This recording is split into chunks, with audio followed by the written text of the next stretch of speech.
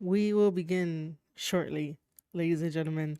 We will begin shortly. I do want to shout out the people that are patiently waiting. And thank you for liking the video right here on youtube.com/Square Circle Podcast. Um,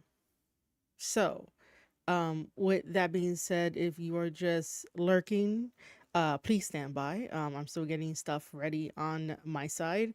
Eventually, I will start playing some music, maybe for like the next stream or just, something. But if you can, please do me a favor and like the video. If you like the live stream, press that like button. It goes into the YouTube algorithm, and we could get more people in here. We could have conversations. We could talk about you know the well, we could talk about the interview as we watch the interview. We will be talking about the AEW numbers, just because the numbers came out, and of course, AEW fans are always very, very quiet when they're usually very, very loud and they're all in your face, and they want you to know that AEW is on top of the world. But with the recent release of numbers yesterday for AEW All In London, everyone is extremely quiet, which is sort of like you guys are always boisterous, or boisterous is the right word. So yeah, it's just one of those things of like, man, you got to keep that same energy, right? Like if you really do love this company and you want to do like you're a ride or die for the company, like, you should be celebrating all the lows, all the highs, everything like that.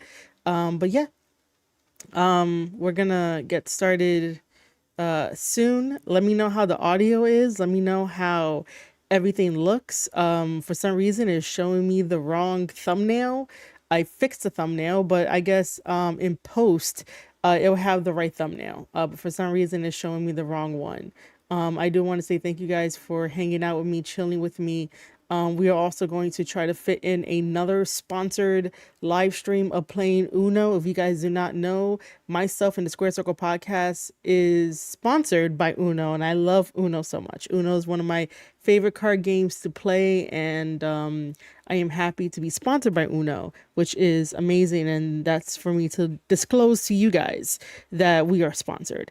And because we are sponsored, you guys can hit !Uno to download the game and play. You guys can crush all of the goals, and that helps me out directly. If you ever wanted to know how to help a streamer, you can, that's one of the ways of doing it. If you cannot do maybe a donation or a sub on Twitch, where by the way, we are in September. So that means that it is September, and September allows you to get half off of the subs over on the Twitch side of things.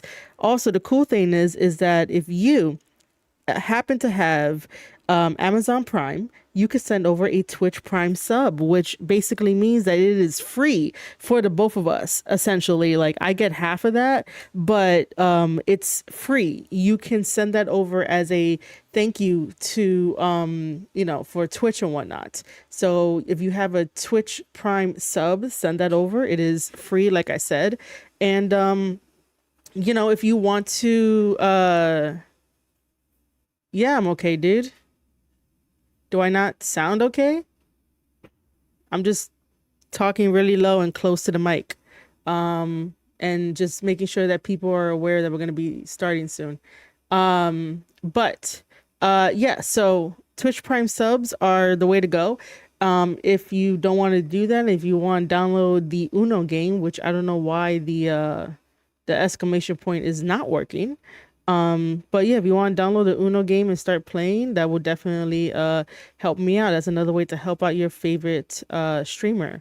I will just add it into the chat because for some reason,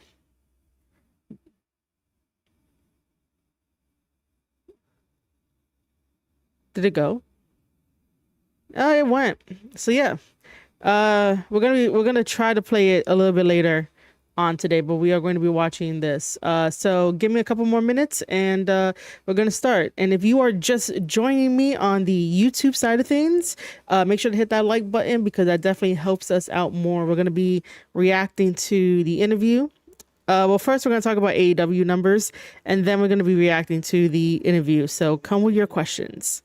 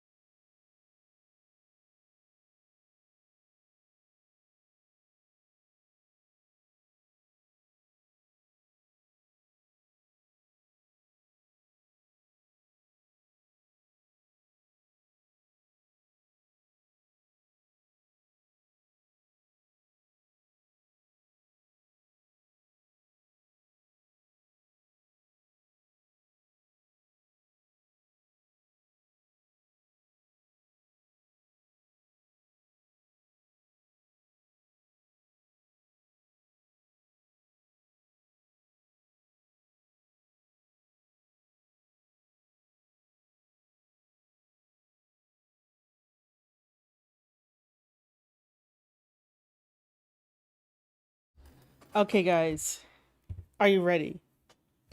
Are you guys ready? Oh, man. See, it's a good thing I didn't switch over because my camera froze.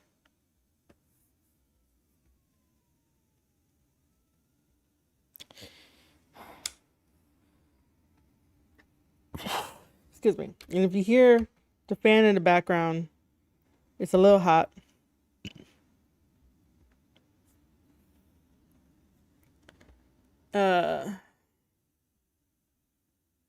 Okay, we're good.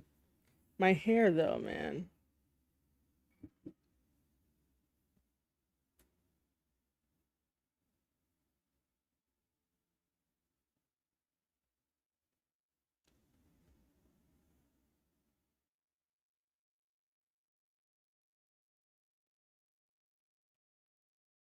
Nope, that's the wrong one. Um,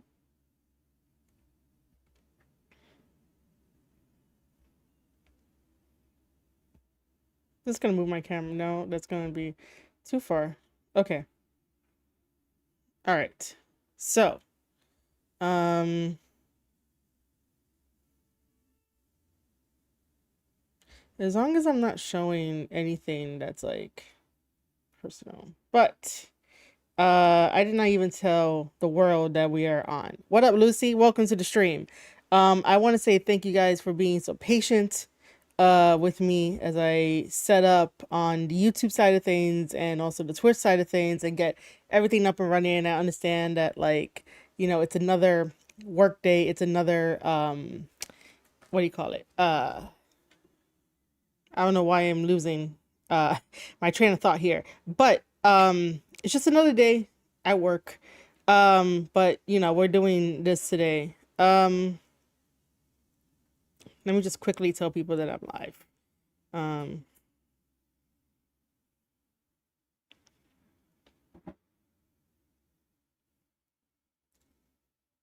don't even have the live link. So this is what we are going to be doing for the day. We are going to watch the Arn Anderson interview that my buddy Adam did. I'm going to be reacting to it. I got his permission. And then we are also going to talk about AEW and numbers for like a little bit. And then, you know, maybe later we're going to play some Uno. So we're going to do a lot of things today. And I hope that you guys enjoy. And if you guys do enjoy, hit that like button right here on the YouTube live stream. Share it out, tell a friend, bring them in.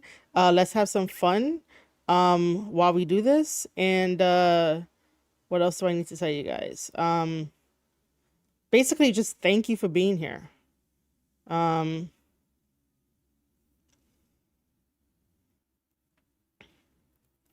Okay. Because I don't have, I have the picture on my phone. Oh no, that's why I wanted to go through my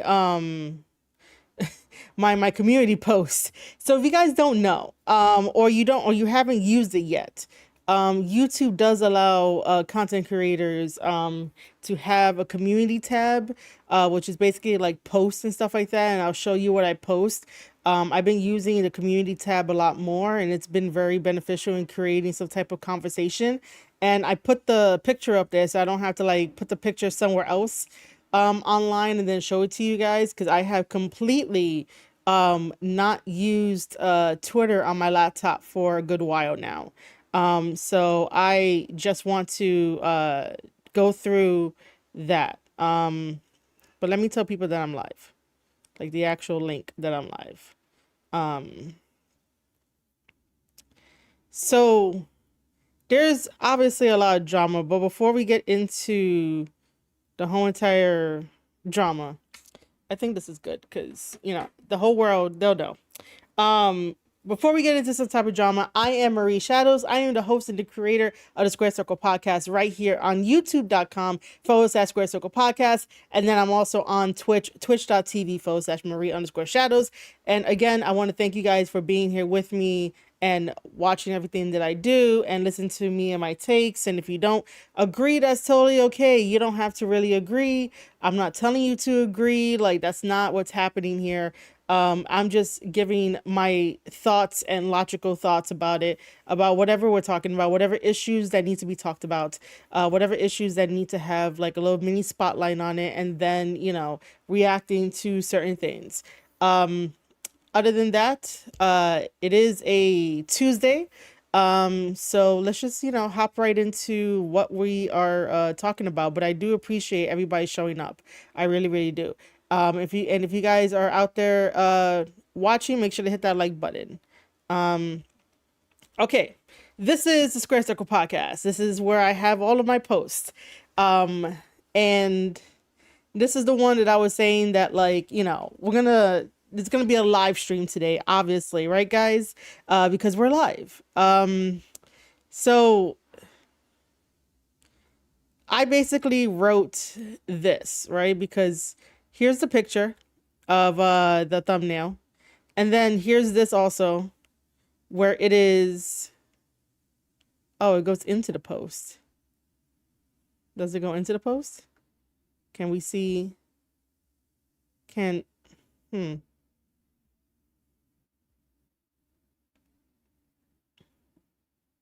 Okay, so it looks like I still have to read it from my phone, but that's the it's from WrestleNomics. If you guys, WrestleNomics, like, I look at their stuff from time to time, they do more of the financial stuff, and I think they may have more like hits than misses, but somebody would have to like correct me on that. But for the most part, they do end up asking for the information of how many actual people went to AEW All In London. So they actually do get the actual numbers directly from the government, which I found out. Like, there's a way to do that because somebody was actually helpful rather than all the AEW people, fans that was on my tweet back in August to tell me, oh my God, it was such a great show, great show. We don't care about numbers. We don't care how many tickets were sold. It's such a great show. And that lets me know that you guys can never run a business, because if you guys can never run a business by not wanting or caring about how many tickets you sold, how much money you made, then, it's not going to work out. Like, unfortunately, this is how we as a society created businesses, is that we have to look at how much money are we getting back? Because obviously when you create a business, you put your own money into it, and then you have to make sure that the public is interested in this, right? You have to make sure that the public is interested in this and they're interested in the merch. They are along for the journey, because if you're not telling about your journey, about your business, it's not going to take off the ground. If you try to just be like, very deadpan about your business, it's not really going to work. It's not really going to take off. So, for everyone out there that says that, oh, it was a great show, don't worry about the numbers, it was a great show. Saying it was a great show is not going to pay any of the wrestlers that have those big contracts, which, by the way, I'm getting ahead of myself. But like, some of that stuff needs to be said over and over again, because for some reason AEW fans just don't understand. And then they have their supposed fearless leader, Tony Khan, that, I don't think he understands business as well as he does, because he wouldn't be making rash decisions. He wouldn't be signing everybody. He wouldn't be giving people so much money. And sometimes money, the amount of money that is given basically can make somebody stay.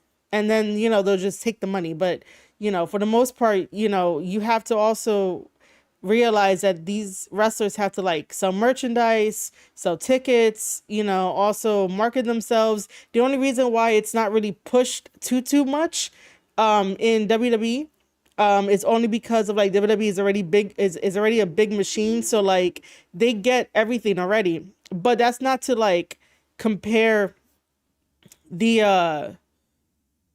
I don't know, contrast the years and whatnot. Like, that's not my intent on bringing WWE into the conversation. It's just the idea of like, most of that stuff is already taken care of. versus like, AEW. AEW should be able to end up getting sponsors here and there, but when's the last time they really got sponsors? And if they're not getting sponsors, like no one's getting extra pay, and even if they don't get that extra pay, at least there's still some money in the pool just in case if some shit goes down, right? So let's go through my post. I say live stream today. We're watching the Arn Anderson interview by my buddy Adam Barnard from Foundation Radio. That's going to be in a little bit. And then we're also going to go over the AEW all in numbers. AEW fans are awfully quiet, telling a concerned wrestling fan like myself that the show was awesome / great doesn't pay the wrestlers huge lucrative contracts. It really doesn't. And then also I think we need to stop pushing this narrative of that wrestlers should get an overpaid contract, because we see Tony Khan throwing out money here, money there, money here, money there, but eventually funds will run out and money dries up. And if there's no return on investment, which if you ever wonder what ROI stands for, it stands for that, return on investment. If there is no return on investment, right? Because the talented wrestlers, I was going to say the contracted talents, but yeah, the contracted talents, they are a investment, because they are supposed to get themselves over. They're supposed to sell the tickets. They're supposed to sell the merch. AEW produces so much merch that is available online, and we never hear the numbers of who is in the lead of selling the most in merchandise sales. The last time we heard was CM Punk and maybe MJF. But for the most part, no one really talks about that side of the business when it comes to AEW and Tony Khan. Which is not surprising, which is not a shocker. But at the same time, it's sort of like, that should be talked about, that should be looked at.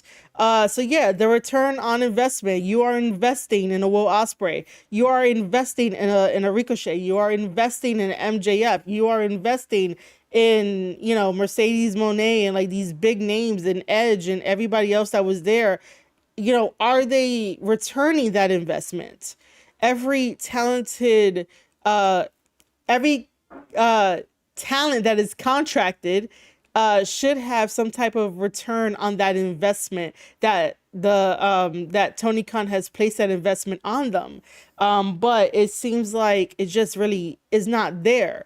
So I said, if there's no return on investment for the talent he's paying through merch, sponsorships, outside functions, whatever the case may be, then he is going to continue to pay wrestlers, and those he'll eventually sign in the future. Like, how I probably should have phrased it better, but like, how is he gonna maintain everyone's contract if eventually money dries up? And we've seen this. So, let's not be delusional about it. And that's the thing, is that like AEW fans, including Tony Khan, has convinced themselves to stay in this Delulu land and be like, oh my God, let's put on the greatest show ever. And then like, tout it out as the greatest show ever. But then you're like, why are we doing this? There's no like logical thought pattern behind like, why is this guy fighting this guy, or why are these two women fighting each other? And everybody don't want to talk about like, where's the story, but like, where is the story? Like, how did we go from Kyle Fletcher losing to Ricochet to winning against Ishii and then now getting a title shot against Okada? How does that work in the land of AEW? It absolutely does, because AEW does whatever the hell they want. And it's like, you can do that. You can keep that spirit of we do whatever the hell we want, but it still has to follow a foundation, all puns intended, because the Arn Anderson interview is on Foundation Radio by Adam Barnard. But the foundation still has to be there to set everything up to make sense. You can still be the rebel in the wrestling game, but it has to make sense in terms of storytelling. It's in terms of like theatrics, in terms of like practical stuff, logical stuff. If that's not there, then what is the point? Like I said in my previous live streams and podcast episodes, is that If you just want to be indie, just be indie and get off of the television. Like, get off of the network. Because indie promotions end up doing this every single month where they book a bunch of guys and they may start stories, they may not start stories. There are some wrestlers that are very good in this business to try and continue their story slash angle on social media, but come next month in that same promotion, that story is nowhere to be found. So if you want to run your business where it's just match after match after match after match and there's no really true story to remember, then don't be on the network. Stay on YouTube. Do a monthly thing, because that's what I see sometimes out here, like in the Northeast, is that like wrestling promotions do not continue their story from month to month to month to month. And it's kind of sad, and it hurts the wrestlers, because then how are the wrestlers going to get in their reps to know what was good during their feud versus not good during their feud if it's like a revolving door, like how AEW once was, where like, for this month you get this feud and then next month it changes, and then the following month we go back to the first month of that feud, because that was a thing. That was really, really a thing. And then AEW fans think that the day ones forget about how AEW like used to operate and what they used to do. And then, when we bring it up about like, story and get us immersed and, make us believe in stuff, they tell us that we're wrong. And it's like, we can't critique it. And it's like, yeah, we can critique it. We can. We were there since day one, but your attitudes were just like, nah, get out of here. And then that's exactly what happened. That's why AEW keeps getting 600,000 in ratings, and it hasn't risen in what, 2 weeks? It hasn't gone up. So again, if there is no return on investment on everyone that Tony Khan is signing, is he going to sign more wrestlers?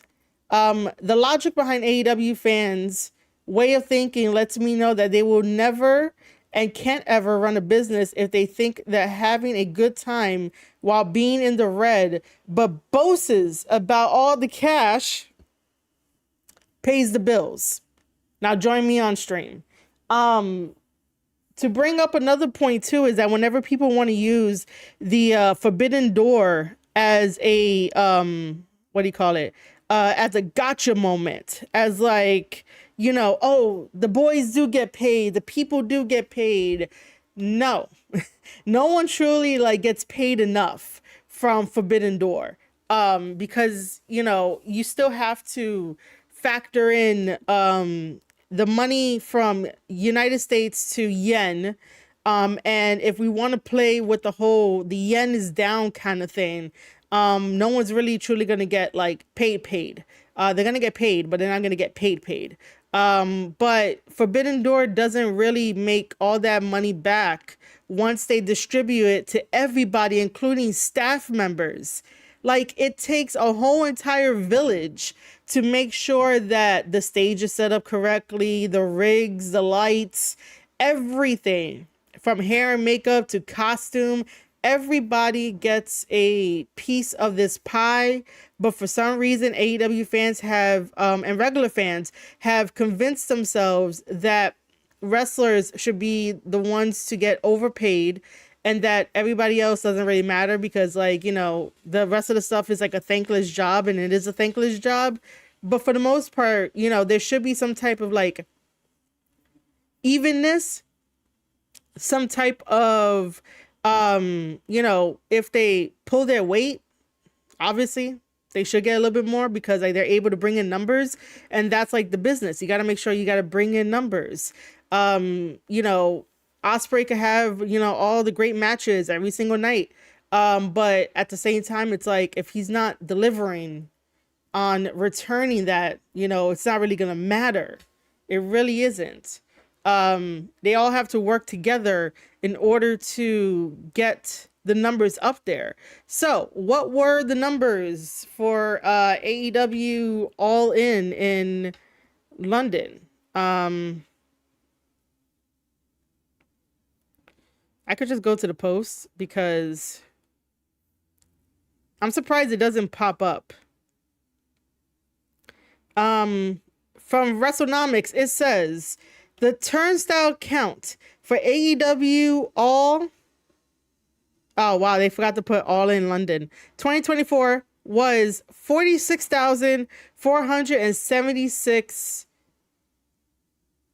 We've confirmed, indicating the number of tickets used for admission. WrestleTix, which I don't really count them as a source because WrestleTix was originally like AEW like cheerleaders, and then they had to change it to WrestleTix to include every other wrestling promotion. So WrestleTix latest estimate of tickets distribute was 53,385, and in parentheses, this is sales plus comps. Over 50,000 tickets were sold, according to Tony Khan last week. And every time that I'm like, hey, what is over 50,000? What does that mean? No AEW fan could tell me. AEW fans want to argue so bad about everything else, but when you ask them about numbers, they don't know. Or they try to quote like Uncle Dave or WrestleNomics or Tony Khan or something like that. And it's like, you guys told us for a whole year, rubbed it in our face that Wembley did 80K. But this year, you don't want to rub it in nobody's face. And that tells me a lot. That tells me that they want to still continue to have that chip on their shoulder because Tony Khan has that chip on his shoulder. And nobody wants to take accountability or even apologize to be like, hey, we are, well, when I say we are, meaning AEW fans are rambunctious. And most of the time it could be bots, because most of the time people with a profile picture that ends up being an anime or a wrestler, would talk really out their ass, and they think that they know when they don't know. And then they want to poke at people that know what they know and how they talk about the business and are really still like in the business. So we have this like thing of letting people talk for so long online that it's just like, you guys really don't know anything. Not even like the journalists know anything, but to get 46,000 tickets sold, like people going through the turnstile, and then he had to go and buy 10K more to try to, make it seem like, oh, whatever, whatever the case may be, make it seem like that. I just think that sometimes AEW fans, it's okay. It's okay to stay quiet. What I don't like is the whole poking of the bear and putting it in people's faces about like, we did this many numbers, but you have to remember that's an international number. The real numbers that matter are on United States soil. It does not matter about international. Yes, they can use the international numbers to have leverage to, go to Australia when they go to Australia in February for Grand Slam. They can use the international numbers to go to any other international country, talk to the government over there, introduce themselves and say, hey, I am AEW. We are a wrestling company. We would like to bring wrestling to your country. We think that it will be a great investment. We think that we'll get great numbers, great money, all that kind of stuff. They can use the international numbers for leverage. They probably can use the international numbers to get a TV deal, to negotiate a TV deal. But most of the time, networks want to see how well you do in America. And judging by the low ratings on both on AEW, Rampage, and Collision, they don't have leverage. So if you are waiting for a something about they're going to have like a lucrative kind of deal when it comes to a TV deal, don't hold your breath, because it's not going to happen that way. But the true numbers, the ones that matter, are on United States soil. Tony Khan has found that he can make or even break even. I'll give him the benefit of the doubt. Break even when he goes overseas. and sells tickets and puts on wrestling shows and whatnot over there overseas. So I will give him that. I would say that he breaks even. I don't think that he makes more than anything, but he breaks even. But AEW fans want to listen to the wrong kind of people in the industry, like Uncle Dave, that don't know what he's talking about when it comes to wrestling business, rather than listen to like the people that were actually there in the rooms. Like Eric Bischoff is one of them. Jim Cornette is another one. Vince Russo is another one. Like, these guys were there hands-on. Uncle Dave has not been hands-on in professional wrestling at all, so I don't understand why you would take his word. Okay. And then my buddy over here saying that I remember a few years ago when Cody used to say in New Japan Pro Wrestling, Bullet Club is fine. Well, this is the same with the most toxic fandom about the actual situation of AEW, which is absolutely true. That, they used to be like AEW, well, New Japan, what is it?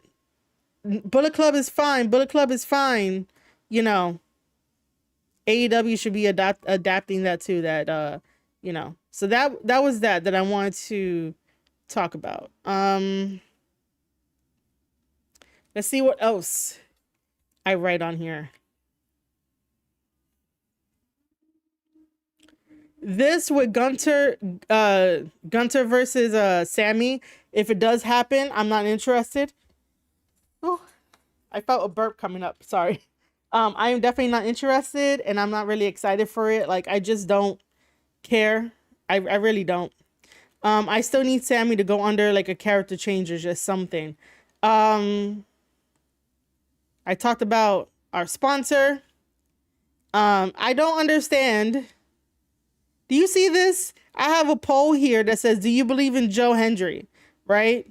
And who put... We have 90% that says, I believe in Joe Hendry, right? With the claps. Who's 5% said yes, and then 5% said no. Who said no? Who was the 5% that said no? I asked my community if they're excited for NXT No Mercy.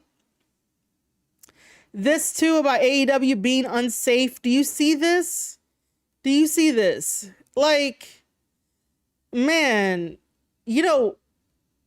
Tony Khan has to return Ishii back to like New Japan Pro Wrestling in one piece. But everyone that goes to AEW has their career shortened and their career forgotten. And it's like, yo, don't hurt Ishii, man. Not at all. And then I basically say that we have a Reddit. If you guys want to join my Reddit community, you guys can. Yeah. All right. So that's the Square Circle Podcast. Guys, make sure to by the way, I just want to say a shout out to my Mercedes Moné and Tony Khan meltdown video over here. 2K views. Thank you guys so much for watching this. Thank you guys so much for commenting on this video alone. Thank you. This here too, where like Cody Rhodes versus the internet. AEW fans still have not told me how Cody Rhodes is lying whenever he talks about AEW. I just think that at this point it is an emotional ride for AEW fans that don't know how to regulate their emotions. And they would just say whatever, but never give you proof or facts about how Cody Rhodes did something or how Cody Rhodes lied, and then making wrestlers uncomfortable. So one day I would like to understand that. Watch my vlog where I get to have Lance Anoa'i in the vlog. I do Tape Study Tuesday where I looked at this and talked about the match and broke it down. People got upset at me for my Konosuke stuff, and I was just like, yo, this is Tony Khan's hand in the G1 where Konosuke is beating guys, and I'm like, yo, you don't really go here, so like, why are you having these victories? And people got upset at me, but I still make content about it, which is totally okay because I can have an opinion on that. I broke down John Moxley versus Naito right here, which is awesome because um, it really wasn't that bad of a match. There are people on Twitter that would just say whatever just to say whatever. Hey, afternoon. Afternoon, Aussie. I was about to be like, wait a minute, it's not morning. Like, I know I woke up early today. But shit, man. Morning to you and afternoon to you as well. All of my New Japan stuff where it's like, Mox is like big mad and shit, and then this was a cold match. It was so horrible. New Japan's bold future that Tanahashi has talked about, and I'm just like, I don't think I've seen one thing that Tanahashi has done differently. And then the one-sided partnership, 2.3K views in 3 months. This one here got everybody talking, got everybody watching, and like I finally put it into a perspective of like why the partnership between AEW and New Japan Pro Wrestling is bad. And it still is, and I don't know, there's no benefit to it. It's not like it is not like the TNA and WWE partnership. All right. With that being said, 3:55 a.m. Damn, dude.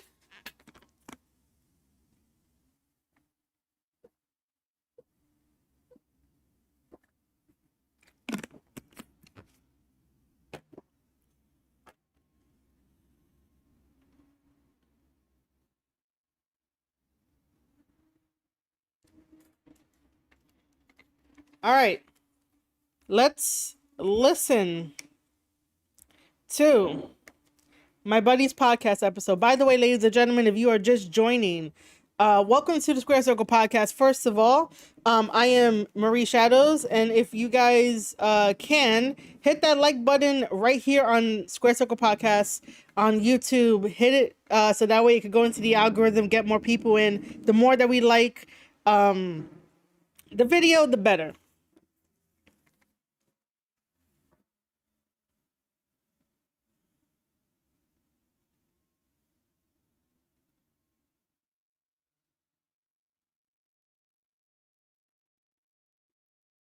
Apparently, I read somewhere Scott D'Amore reckons TNA's partnership with AEW did more for them. I have not read that yet. I haven't even seen the interview. So I don't know. I don't have a take on it. Let me just make sure that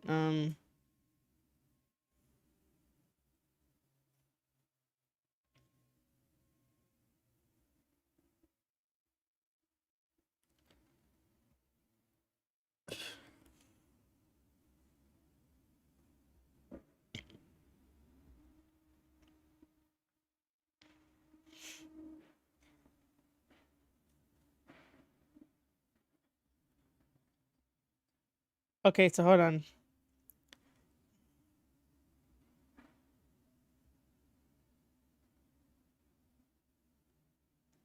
What the hell is it? Oh, here it is. 10th Ward Barbershop, a full-service barbershop offering high-quality haircuts, beard trims, and hot shaves. 10th Ward Barbershop proudly serves the historic Lawrenceville, 10th Ward, and surrounding Pittsburgh areas. I frequent the 10th Ward Barbershop when I swing through the area, and I love Ryan Kane's laser-sharp precision on both my hair and my beard. But you don't have to take my word for it.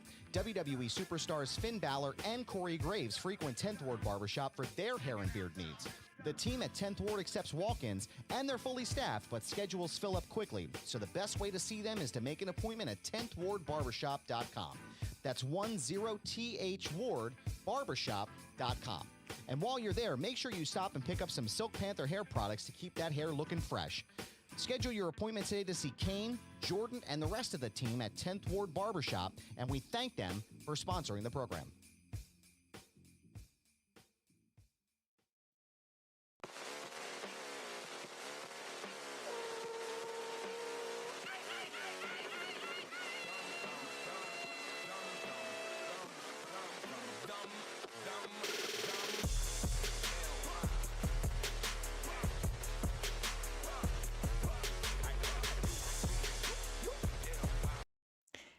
All right. So, first of all, let me introduce Adam.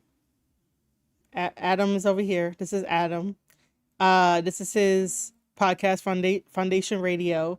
First thing I'm gonna say is that I was not expecting an intro. This is to me it sounds like a hip hop beat. Um, Very interesting.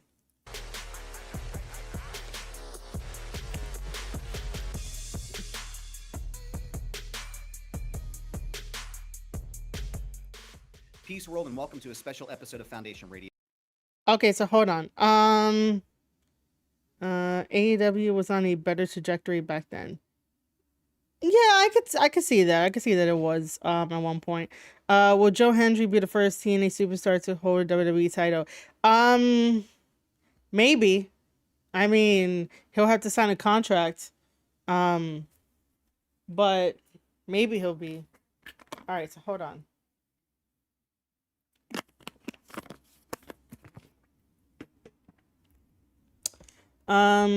Cuz that was mad weird.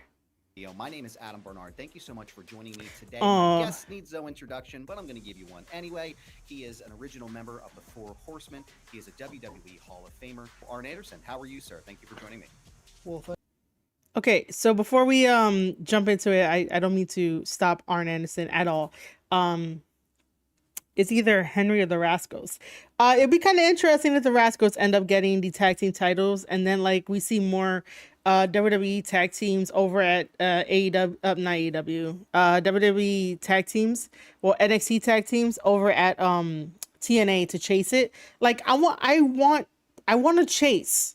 I really do. I want to chase. I want a TNA star to end up getting a WWE title, and like the chase is going to be like great because I know that they could do cinema with that. But before we like truly jump into this, as you know, I'm going to be pausing a lot. If I have something to add to if I had something to add, I will add it. But Adam Barnard, like I said, right over here, is basically the host and the creator of the Foundation podcast, Foundation Radio, Foundation podcast. When he sees this, he'll tell me exactly like how I should introduce it. But at the end of this whole entire video, I will be linking his podcast and his YouTube show down below in the description. I could also just take the share button, right? I could just do that. For anyone that is watching with us, if you want to go give him a subscribe, go be a friend of his channel, and click on it because that's the original video. But over here we are going to be pausing, talking about it and stuff like that. Basically, Adam's content is a combination of wrestling and politics. He ends up, getting the best of the best guests out there to just have a conversation and just to have like a very, I guess not too structured conversation. But I wanted to watch this one because Arn Anderson is one of my favorite wrestlers. You know, the Four Horsemen, like all that old school stuff, and it was very awesome getting to see his son wrestle live in MOW as well. So we're here now. And by the way, ladies and gentlemen, if you are watching, hit that like button right here on the live stream. Let me know that you like this. thanks for having me, Adam. I appreciate it. I think this is our first time speaking on the air, is it not? It is. This is our first time together. Yeah. So Pleasure, very pleasure excited is- to have you. Pleasure is all mine. Thank you. I appreciate that, sir. I want to jump right into this real fast. I want to talk about your graphic novel that came out recently, My Life as the Enforcer. What? Tell me, what was your favorite part about creating that book and seeing the vision of it come to life? Well, I was asked, I did a book years ago, I guess you could say decades ago, one other book. And after that, over the years, I heard from different people, when are you going to do a part two?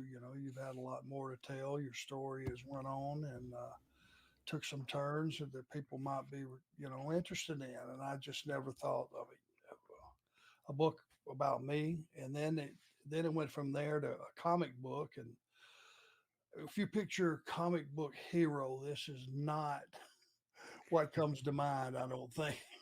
This is somebody's grandfather that might have got lost going to the bathroom at a baseball game or something. I don't know, but What? superhero, maybe not.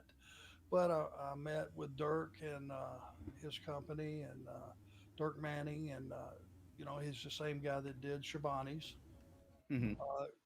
graphic novel, and so we put it together, and I just wanted to put some things in there that people might be a little shocked on.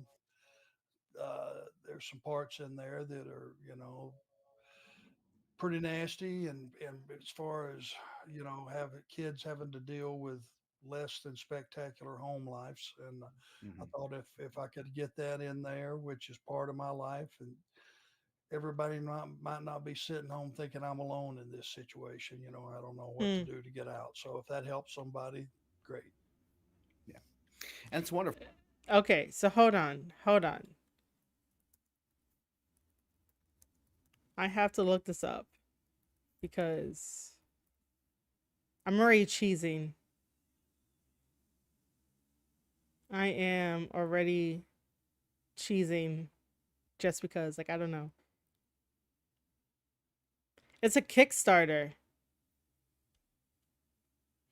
It is a Kickstarter. Um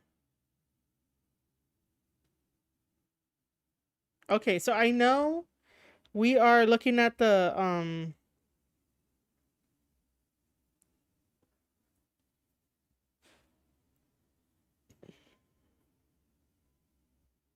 okay, so we're just gonna quickly look at this. This is a Kickstarter, and I guess I will leave the description, the link to this down below if you guys want to go help it out. But it is a graphic novel, memoir co-written by Arn Anderson, detailing his life leading to and then forever changing professional wrestling.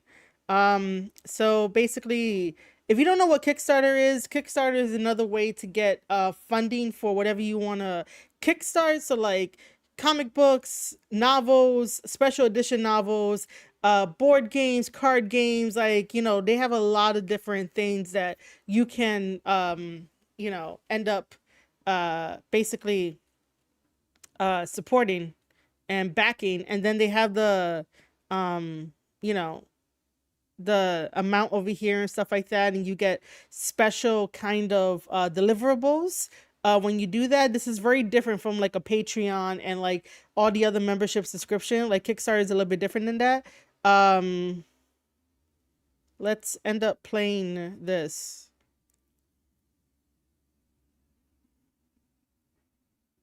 Can we play it? I thought it was gonna.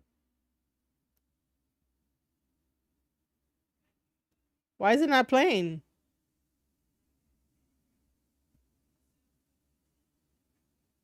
Oh, come on.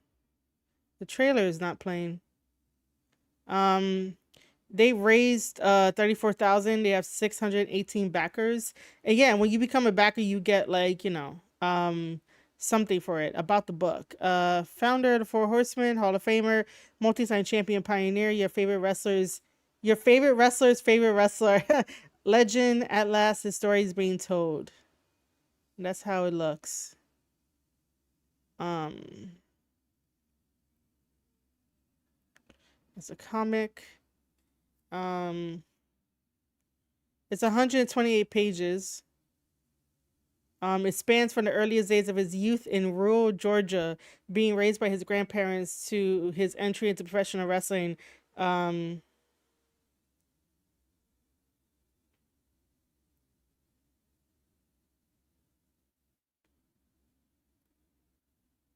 yeah, that looks so cool. Oh, I like the way that this is drawn. I like this, and this too. This is pretty cool.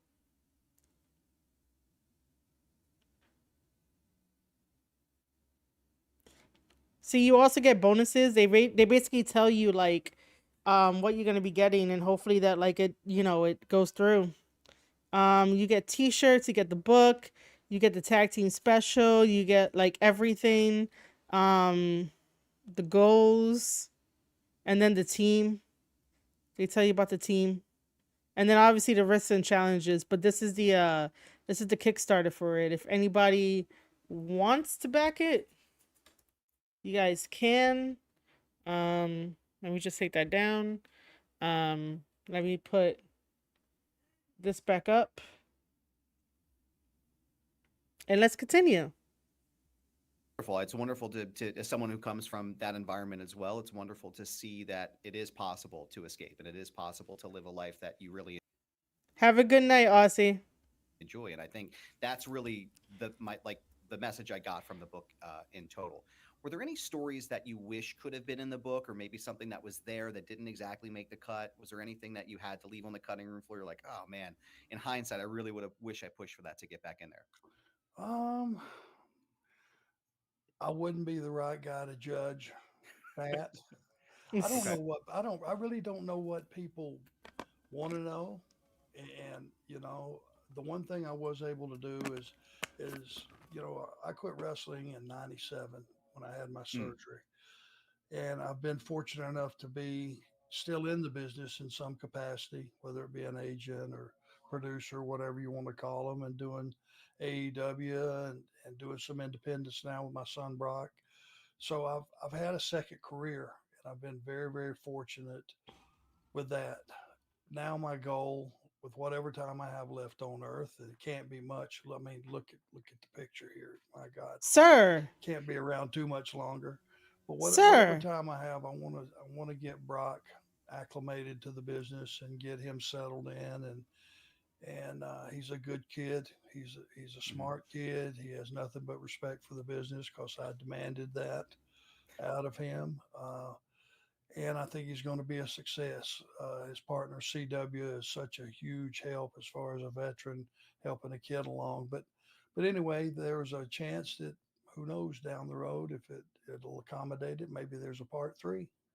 Hey, I would Yeah. love to read it. And listen, listen, you still look great, by the way, sir. You still look like you can kick some Well, ass and thank take names. you. So I just want to let you know off the top there. So, no, like I said, if there is the opportunity for a part three, I know I would love to hear it. I know just researching this. I mean, you just had such an illustrious career and an even like what a very incredible life. And I really had to sit and think about really craft some solid questions here on what I wanted to ask. But just an incredible book. Please go out of your way to check it out. It's available everywhere now. It's called My Life as the Enforcer. Really, just an incredible read. You brought up your son Brock, and I want to talk to you about that a little bit as well. You were part of his in ring debut when you were with AEW. What did that mean for you, not just as someone who is really revered in the industry, but also as a father, to be able to see that come to fruition? What did that mean for you? Well, thanks to Tony Khan for giving him his start and appreciate it. At the time, I thought it's too soon. He hasn't had enough experience off television and the smaller venues and just wrestling school where he was trained. I felt like he needed more of that, but Tony was the boss. He said, "Well, let's debut him tonight," and that happened just like that one afternoon. We're getting had no knowledge of it. Cody comes to me. He says, "Tony wants to talk to you. You got a minute?" Yeah. Go there. He goes, "Want to debut Brock tonight?" Well, what do you say? No. I mean, are you kidding me? We already owe him for Yeah. providing an alternative in the wrestling industry. What I'm going to say no to the guy? I never told Brock, I don't want you in the business. I never told Brock, I want you in the business. He came up to me when he was in high school and he said, Uh, Dad, what would you think about me wrestling? I said, well, why are you bringing that up now? You're in high school. He said, I don't know. I've just been watching. So he had been in his room watching some stuff on his own, making his own decisions about what he liked and what he didn't like and what he thought was good and could he possibly do this and all this. And I said, well, you got high school to go, and I want you to get a college education. I want you to get a degree. And if Mhm. when you get that sounds like my parents.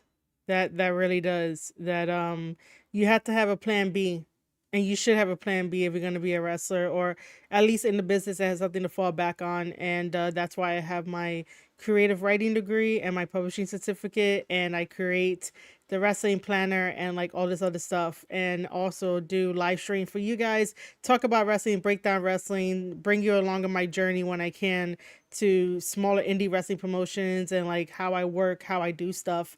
But yeah, getting to see his son wrestle in the ring was pretty amazing. I have footage of that, which I could show like on Friday, depending on what how much time we take here. But yeah, he's totally right. Make sure that you get some type of education, some type of degree. Get that degree so that you have a way to make a living. You know, it's a computer age.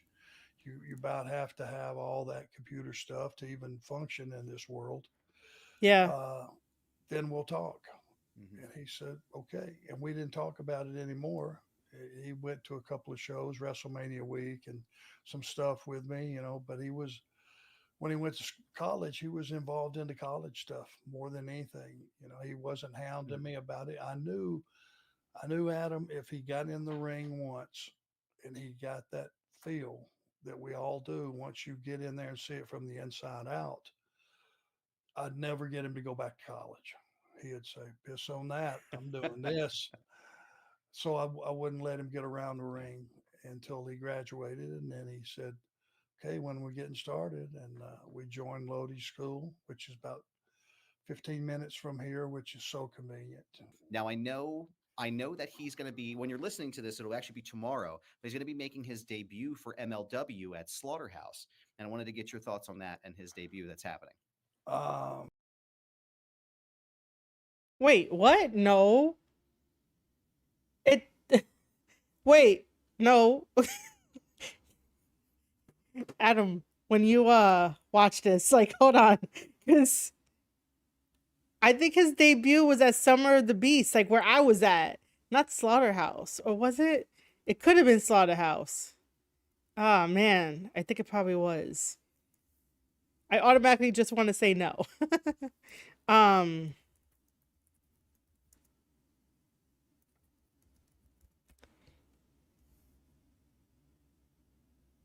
okay, so hold on. Hold on. Adam, I'm so sorry. Cuz I know Adam's probably going to be rewatching this. So, this is put up yesterday, right? Okay, so the Andersons, meaning C.W. Anderson and Brock Anderson, made their tag team debut in August 29th, Summer of the Beast, the show that I covered on August 29th. Um,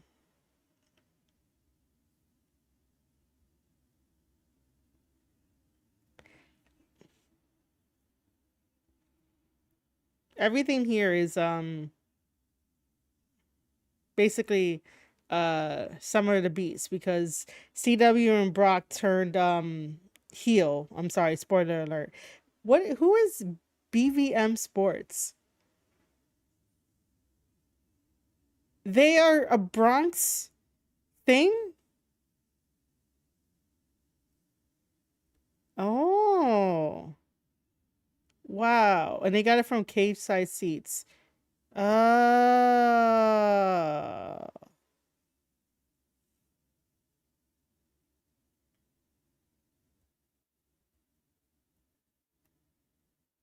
so interesting. Okay. Well, it's not Slaughterhouse. Unless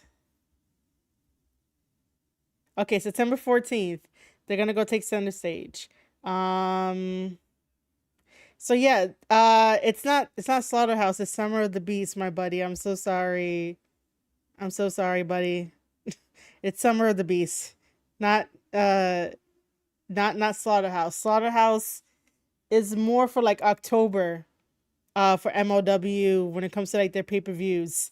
Um Let me just get this right.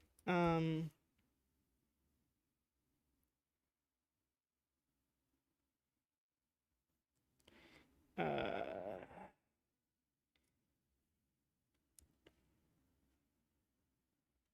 okay, that's not what I'm looking for. Um,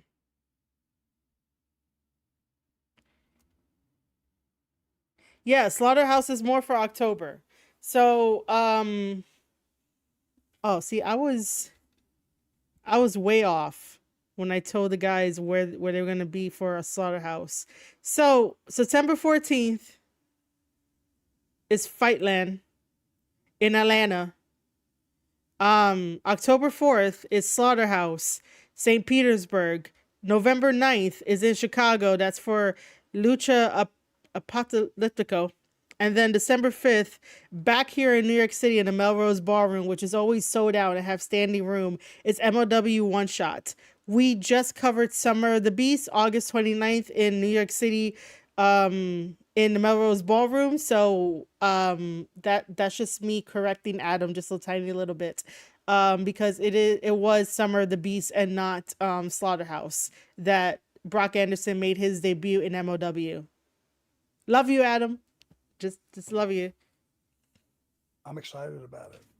They have been very gracious with us so far. Um, I will not be there. It'll be Brock and CW, and probably launching something in the tag team division. I would hope, Mm-hmm. Yep. and uh, it's it's the first big step. Him going somewhere without me, and I've been Hmm. at pretty much everything that he's been, just to help if I could, and help the local promoter if I could, and lend whatever star power I might have, and put a few butts in seats. Who knows? Uh, I don't know if anybody wants to see my old ass or not, Hey, but listen, I'll get to that in just a second because I was there at SummerSlam. I heard the pop, but go ahead. I apologize. oh, okay, you busted me, did you? Uh, I did. Sorry. so, so I'm looking forward to see what they do, and it's going to give them some more experience, and get Brock out there a lot more, and get his name out there. You know, Ian and Anderson's not a bad thing, Not at all. and it's he knows the responsibility that he has going forward to take that legacy and build on it, not depend on it. So we're looking forward to that. I want to plug AML Wrestling. They have been, it's through the Carolinas mostly, and they have been awesome to us. They've been great. It's been a one consistent show at least a month that we can plan on, and they have some great talent that come in and out of there. You know, Dolph Ziggler was there, but you know, Bubba Dudley was just there on this past Sunday in Salisbury, North Carolina. So you know, these small promotions, man, we need to support them all we can, because for a lot of Yeah, guys, we that's the can. only opportunity they have to get any reps and get better. You know, Hmm. there aren't a lot of territories as they used to be where you could wrestle, you know, 6 days a week, 7 days a week. Yeah, Yeah. it's true. Yeah, and that's I know you've referred to that time, especially with Jim Crockett Promotions, as kind of the golden era of wrestling back, in the mid to, or I guess early '80s, mid to late '80s as well. And I wanted to ask you a question about Magnum TA. I know that there's the legendary battles between the Horsemen and Magnum TA and Ric Flair. Um, it felt like Magnum had like a really fast moving machine behind him until the unfortunate accident happened. When you're in that space, when you're there and you're performing and you're in front of the crowd, can you feel that momentum as it's happening, or is it one of those types of situations where you look back on it and go, "Oh wow, this was really taking off a lot faster than we thought"? You could feel it with him.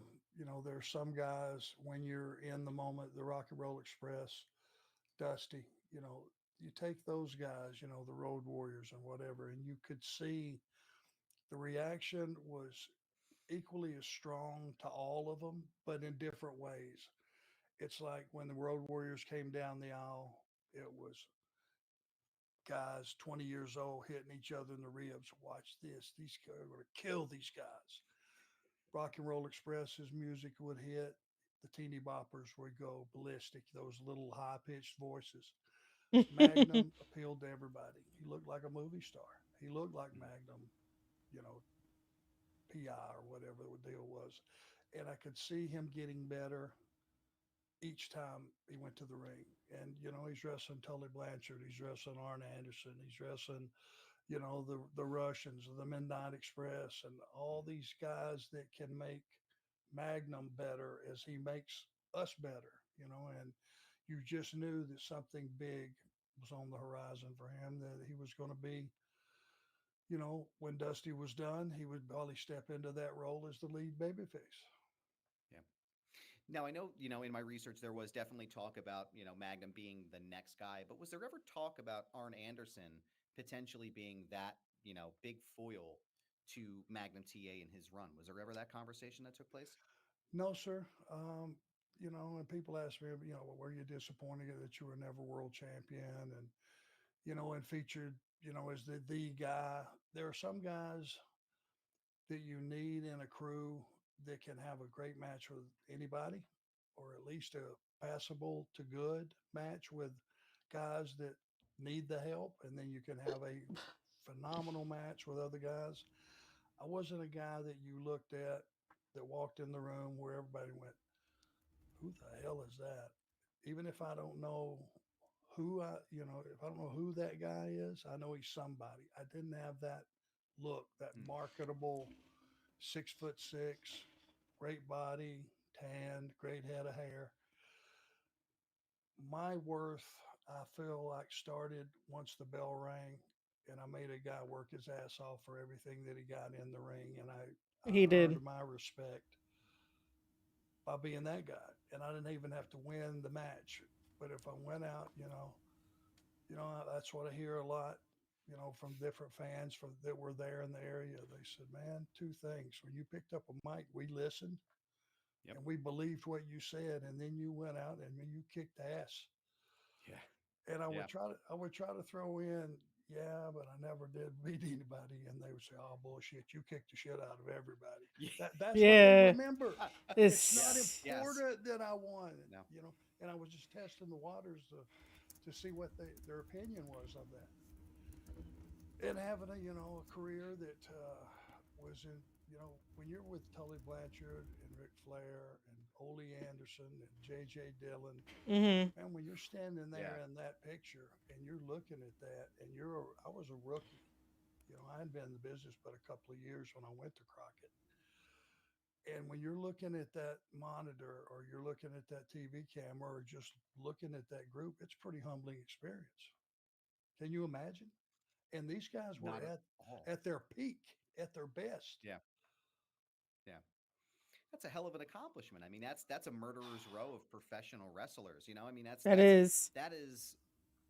I mean, honestly, it could potentially be a lot of people's like official Mount Rushmores, if you will. I'm not a kind of person that likes to ask folks about their Mount Rushmores, but in reality, it's like this is a group of guys that set the tone and the tenor for the remainder of professional wrestling, kind of set us on the course that we are today. And I think it's that's got to be an amazing feeling looking back on that. It's just humbling. Well, it's amazing that now in 2024 you do this and they do it back to you, or they do it to you first and you do it Yeah. back to them, and they know exactly you know Yeah. what Yeah. that means, and the fact that it still means something this far along. It's amazing, it's a blessing, and I feel it was because we were wrestling every single day, and if we came to your town, man, we gave you all we had, and we Yeah. busted our ass. Nobody tanked any matches on the Jim That's Crockett true. matches, that's for sure. That's I true. remember you talked about It's coming in and kicking ass and taking names. I remember my very first like knowledge of you when I've been a wrestling fan for as long as I can remember. My very first memory of you was Tully Blanchard in the WWF as you guys as the tag team champions as the Brainbusters. And I remember just being like, holy shit, this Arn Anderson guy is terrifying. Like that's just true. like I was just like, oh my God, this guy, like he looks like somebody that you would walk by that would kick your ass in public. And like I Yo, that is so true. So true. I still get that feeling either way just by looking at him. Like I'm enjoying this interview that Adam is doing with Arn Anderson. And even just to hear Arn Anderson like speak longer than like the promos that he gave backstage, right? Like, to me he's adorable, okay? But like you can tell that he was like the enforcer guy, the intimidator guy, And like I would probably still get intimidated by him anyway. But I think that in this interview, he has adorable moments. But I do agree with Adam that like, yo, Arn Anderson is the type of person that if you look at him wrong, he's going to, um, that. Really, the audio is low. You, I'm not gonna have hearing by the end of like me doing these things, but I'm gonna put it up. I'm gonna play it, but let me know what's up, Edwin. I just remember having that feeling and just, Ah, forever through the rest of your career. I remember being like, that's the kind of guy. That's the kind of guy you don't want to mess with, So like, if that was the goal, man, mission accomplished. Because I that gotta was, figure out you a were just nice phenomenal in balance. everything, that Well, How's it thank at the you. now? You know So what's so yeah, funny about that is I could put on my street clothes, put on my glasses, which I had to have to see, by the way, to drive and everything else. Uh, and I could walk through the crowd, and if I was noticed, okay, it spread. But if not, I could have very well been sixth grade teacher, you know. right. And Yep. it's like then I would put on my gear and go through the curtain, and I was the other guy. I was, Yep. Arn Anderson. But most people would not, if I was walking in a crowd, leaving the arena, if I didn't have my bags in my hand, but if I was in street clothes, I just fit in. And Yep. I think maybe that was that disguise. It was me switching into the Batman suit when it was Wow. scuffle time, Yep. Wow. Yeah, Clark, legitimately Clark Kent with the glasses. Oh, that's not Arn Anderson. He's wearing glasses. That can't be Yeah. him. Yeah. So, no, that's amazing. And I want to kind of double back to something that we mentioned before, as far as people still, I guess in your words, like still caring and knowing who the Four Horsemen are. Your return at your appearance at this year's SummerSlam with Cody Rhodes before the main event. I know that I listened to the show, which you are the co-host of the Arn Show on One True Sport with good friend Paul Bromwell. Please make sure you go out of your way to check it out. I'm actually a part of that network as well with the Blue Meanie. The Mind of the Meanie is now on that group as well. So we're honored to be a part of the team with you. I was going to mention that. I didn't do Adam's introduction justice. I really didn't. I didn't do his introduction justice because yes, he is a co-host with the Blue Meanie. So if you want to go check that out, you can go check that out as well. But yeah, I didn't do it justice. I totally forgot about that. And I had that in my mind. I was like, so like as I was preparing for this, so I could like watch it, right?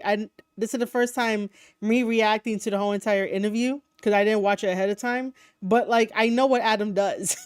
I know his work. So like in my head I was preparing. I was like, okay, I have to mention this is Foundation Radio. And like the kind of two different worlds and two different perspectives he gives, and then I forgot about the Blue Meanie. I'm so sorry. I'm so sorry. But yeah, he is he does a podcast with the Blue Meanie. I'm sorry, Adam. Welcome. Thank you very much. And I know I listened to the episode that you talked about it, and you referred to the experience as heartwarming. Now, I was in the stands, and the first thing I did was throw up the fours when you came on the screen, and I knew right away. I was like, I popped, and then I heard the response from the crowd, and I was like, wow, this is a really big moment. Like this is a really big, impactful moment. I don't think necessarily not just for Cody Rhodes and his trajectory as, the world, the undisputed champion, but also for you in your career to come back to WWE and still, be this beloved figure. What was it like to hear that love from the folks that were there, from the WWE universe in general? What was that like for you? I couldn't hear it. What? Really? Backstage, I could not hear it. But Brock heard it. Oh. But now keep in mind, I'm about deaf. Oh, okay. In both ears too. But it was, I'm wondering what I was wondering because the way we had it set up, it was a surprise because it's just a guy making his, way to the ring backstage. It didn't reek of a setup where you walked up on a lit set or anything like that. It literally looked like I was just hanging out and blindsided him. Right. And I think the shock, what was the fans? Did they know initially it was me? As they Or, got closer to you, like I know that when they did the big pan to you, obviously, because I'm a fan, like I recognized you right away. I think my exact words were, "Holy shit, that's Arn Anderson." But as they got closer to you, the crowd just, I mean, you could hear it. It just like enveloped the entire space. And I think they realized, like, it took maybe a second for people to realize that, oh, that really is Arn, And so it was this really cool moment to kind of watch it cascade across the crowd and people realize that you were there. damn it, I wish I could have been sitting in the crowd. I'll take It's- it. It Hey, you it know, was great. this is something that you'll appreciate, and because I could see, how learned you are about the business and how much you follow it, but the Mhm. important stuff. Yep. In as much as anything, Cody and I had, when he brought me to AEW, we had an incredible run there for Mhm. a little bit, and we did some Yep. stuff that was out of bounds. Me burning his clothes in a trash can is not normal stuff. Threatening to shoot him in the head probably was not the. That one. Oh my God. You guys remember that one? Yo, Foundation Radio, what's up? I'm glad that you could join me, even though you're working hard and whatnot. But yeah, I was gonna comment on the whole Glock thing, the whole thing. That is gonna live in like infamy forever. And that's gonna be like the greatest thing ever. I don't remember seeing Arn burn Cody's clothes. I might have to go look that up. I don't remember that. I remember the other one, the one I paused it at, but that's a great laughing face by Adam, by the way. The best idea. Um, but with the history I had with Dusty and then Dustin and then Cody and the position he was in, and when he left, people, when it took a few weeks for people to realize, yeah, he's really gone. Yep. People would Yeah. say, are you and Cody ever going to get back together? And then it went to less and less, and then it died out. But I think enough people enjoyed that few months that we had together, and they remembered it. And the one thing that we talk about when young guys, ask me for advice and all that, I said, be a storyteller. Yep. Yep. Tell a story. Yep. They immediately clicked back in when I walked up on Cody to the story from AEW. I feel like, Yes. and that's the feedback. And it's like, man, you talking. I think one guy, I forget who it was, one of the fans, in one of the comments wrote, now that's long-term storytelling. Yep. Then it's somehow, some way, somebody was brilliant enough to fast forward this all the way from where it started with AEW 5 years ago to now. I should say that's long-term. Absolutely. But that's what fans like me and you and And other me. pure wrestling me. fans like. They like stories. Yep. Yep. And that's I think the idea was they're gonna fire this thing back up. And people enjoy that. It's the athleticism of all the young guys and girls. I come in, they're just incredible athletes doing athletic stuff that's beyond my wildest dreams. But the one thing that is missing on a long-term scale are storytelling. Just getting a piece of the puzzle each week, and you got to wait till next week to get the next piece. Yeah. Yep. That's what I think sells a lot of tickets. It's a soap opera. Yes. And that's why I think for me too, like even just, as someone who's been, a long time wrestling fan, like I said, I've been a fan since probably I was 4 or 5, or as long as I can remember. Right.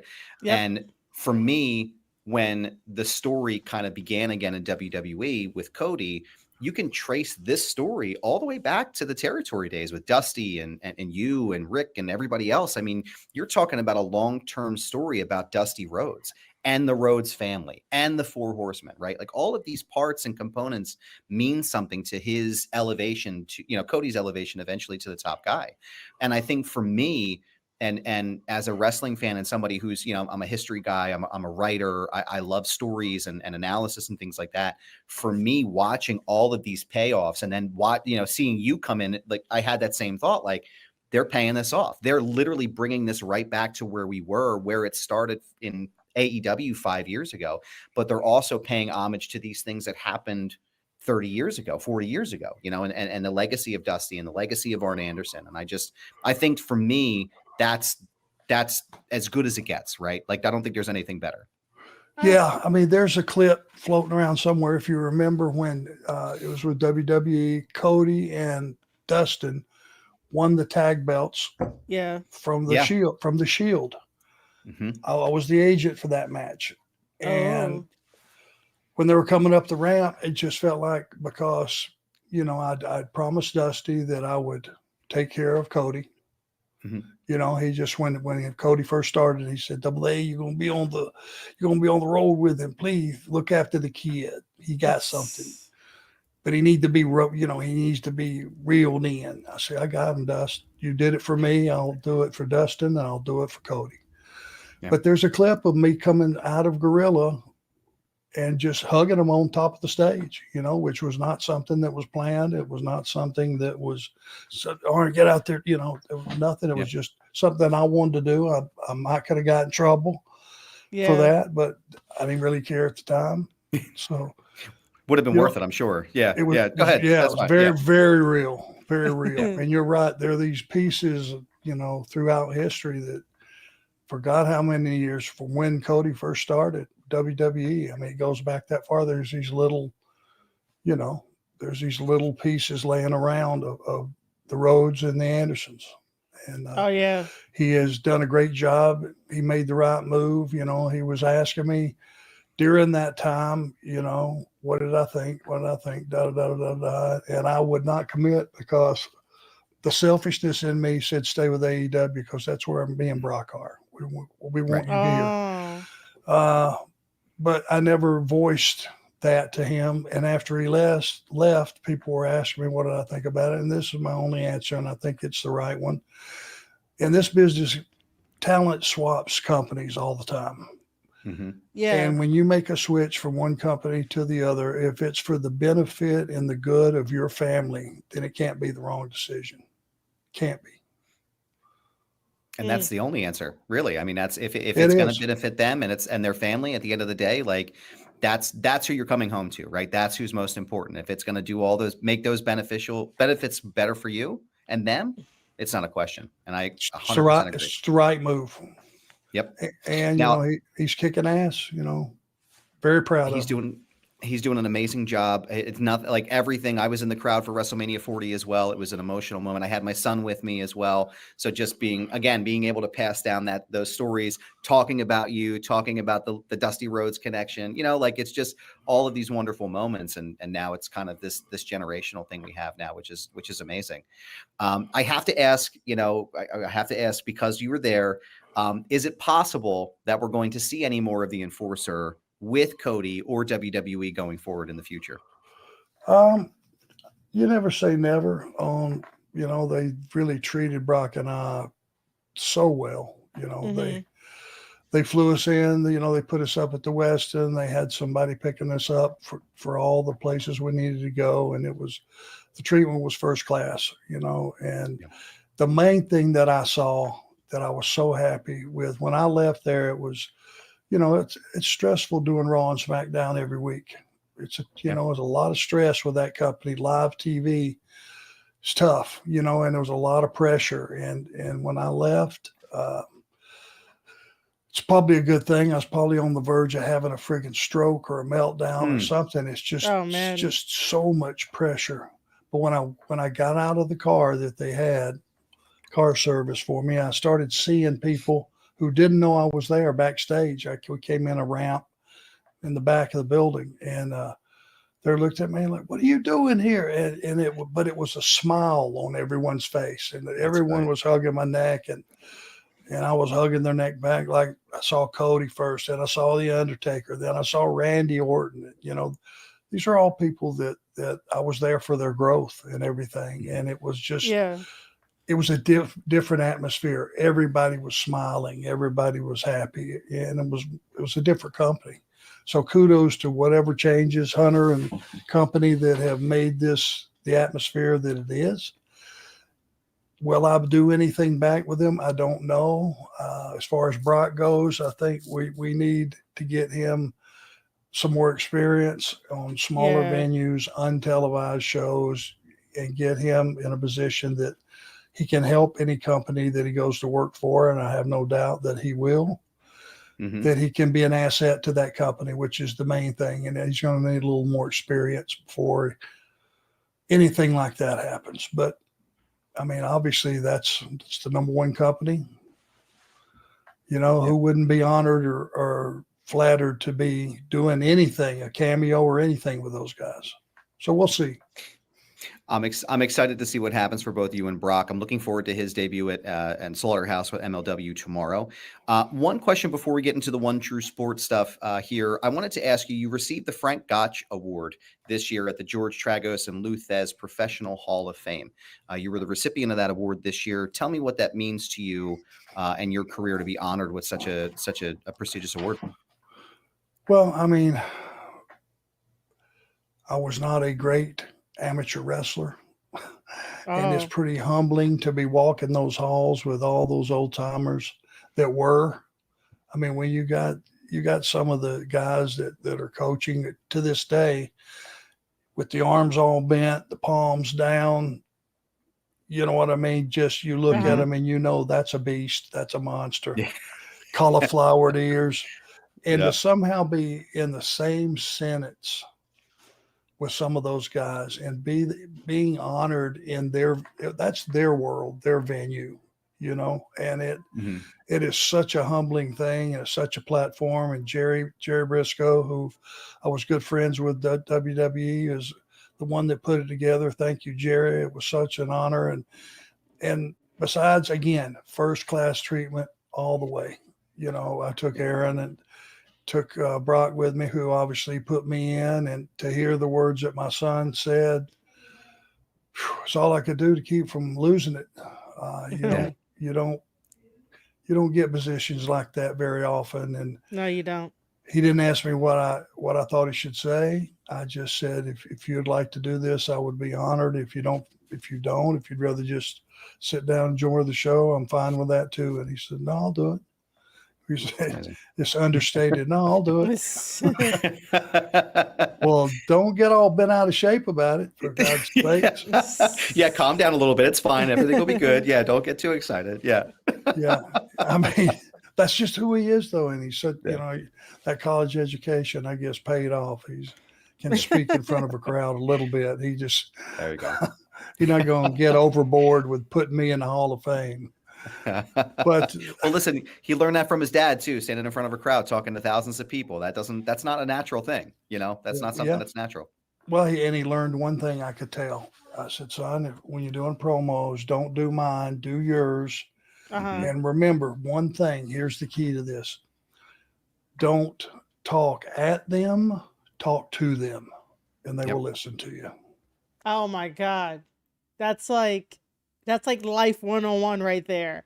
Sometimes you do get people that like talk at you rather than talk like, with you or like, yeah, like that's life. That's life 101, man. Like once you figure that out, that's great.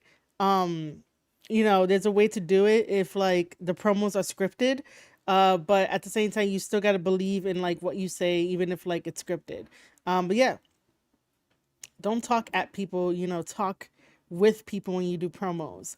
That's why sometimes people can like, smell the fakeness of like when people do promos and whatnot, and they could tell the difference and stuff like that. If you don't believe it, then like they're not gonna believe it, right? Like you have to believe in it first before you can get other people to believe in you. The same way that like if you are a content creator out there and you're waiting for your fans to put you over, like if you're starting out, like no one's really gonna put you over. Sometimes people are way too busy, but you have to be your own like cheerleader and advocate, and you have to make your voice be heard and like put your name out there. um I guess that has to go with a little bit of like, being with everybody else to be like, hey, I'm also in this group. I'm also in this fandom. Like, I'm here too. So let's talk, let's collaborate, let's like do other things. You can think of it like that. But yeah, don't talk at people, just more like with people. Yep. That's the best. That's the best advice I was given in this position too. Doing these shows is to talk. You got to talk to you. You know, that's what we're here. We're having a conversation, and that's the best promo that you can give. Now, the last question I have for you, this is, I could talk to you all day, sir. This has been an absolute honor and privilege to talk to you. But I wanted to talk to you about the Arn Show, the show you do with Paul Bromwell on One True Sport. Love that show. I catch it as often as I can. It's wonderful. Tell me about being a part of the One True Sport team and how excited you are to be able to have that platform to talk, about your career, about your opinions on things, and about, the state of professional wrestling in general. It's new to me, and now we've been doing it a couple years now, but this version we want to be a little bit updated. Mm-hmm. We want our merchandise to be one little step as far as quality, mm-hmm.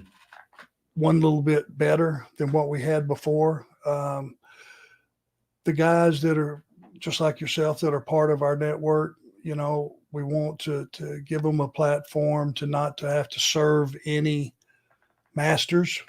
Just mm-hmm. say what you think. It's your show. Do what you want. That's definitely a way with words.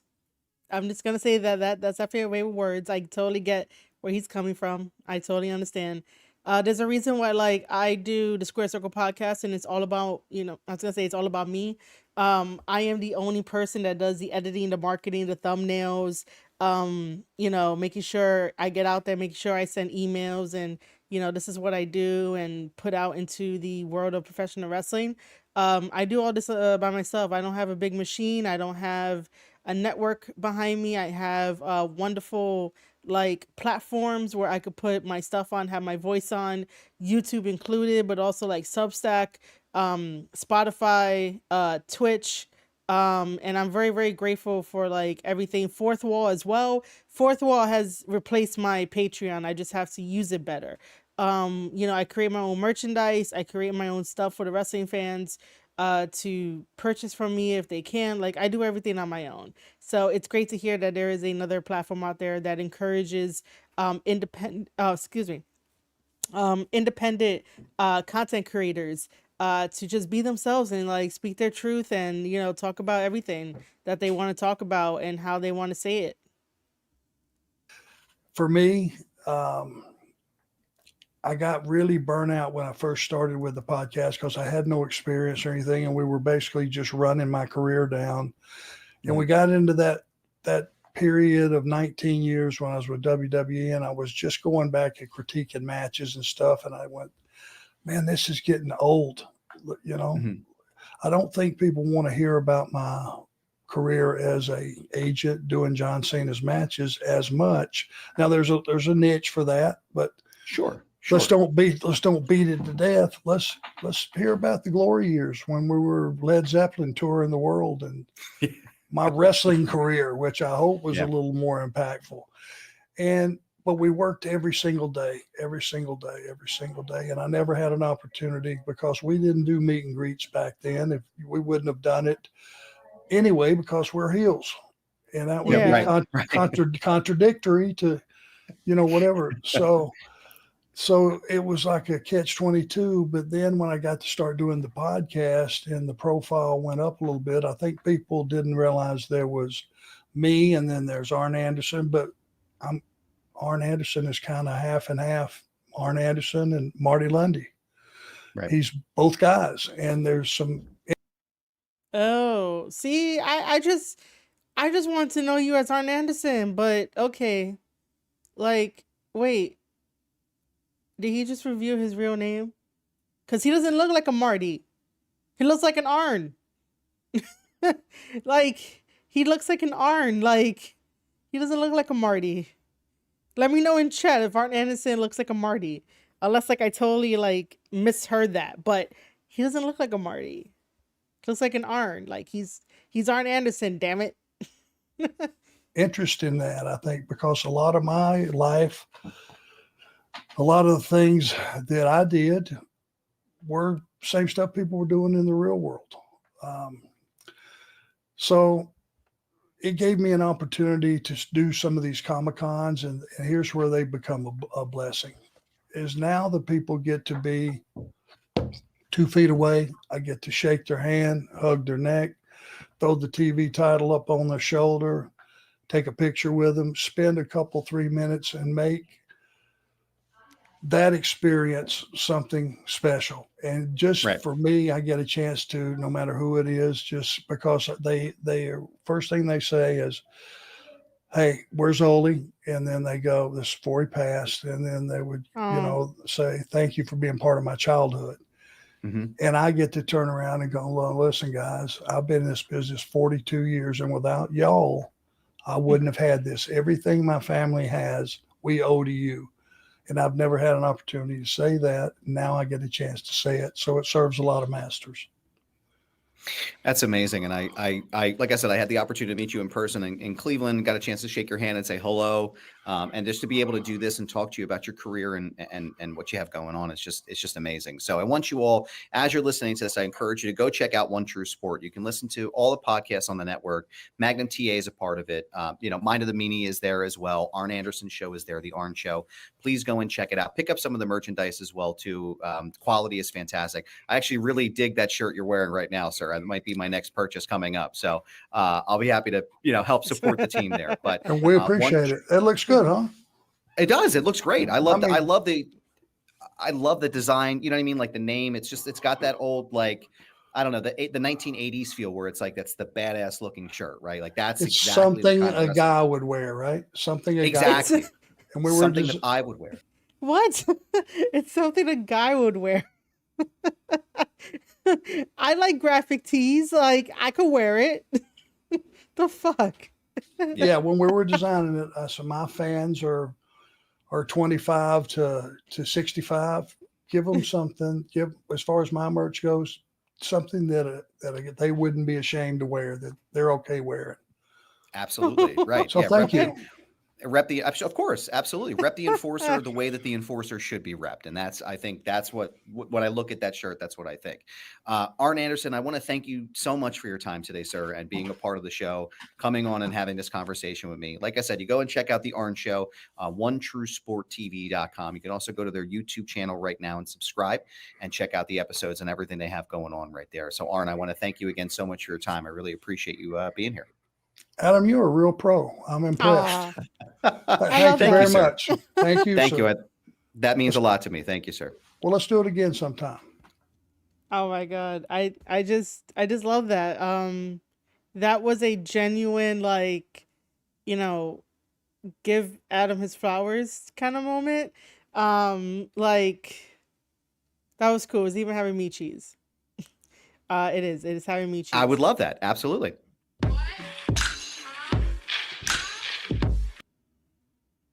Oh, I never knew that. Okay, cool. So I'm gonna leave this here at this very moment. So that way you know what's up. Oh. So intro and outro music is by Dumb Ugly. I'm gonna take these headphones off because it's bothering my ears. Okay, so I have no idea who Dumb Ugly is at all.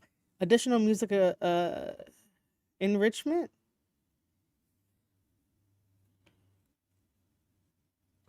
Go follow This Is Goober, which is Adam, on IG, Twitter, and also Threads. He's mainly active on like IG. He doesn't care about Twitter. But you can still follow him on Twitter if you want to. But follow him on IG. Tell him what's up. And you could get his full like archive at foundationradio.net. Throughout the course of this whole entire thing, I've been putting his link to his YouTube channel into the chat. So if you've seen it, go click on it. At the end of this video, it will be down in the description. And go show him some love, because that should be the end of the video. Yeah, it's the end of the video. Because that was a very, very, very fun interview. Very genuine interview. I personally just like more story type of questions. I would have picked his brain because I just like picking his brain. When Arn mentioned about like, when he was talking about being an agent for like John Cena matches and, talking and breaking down matches, that's what I love. I love to do that. It's called Tape Study Series, where I break down professional wrestling matches. It's really, really fun. It's really fun to do that. That's because I can, really be in my zone and be in my element. Like, for example, I don't know if I want to do this, but maybe I should do this. I don't know. Let me just take this one out. Is that an NXT thing?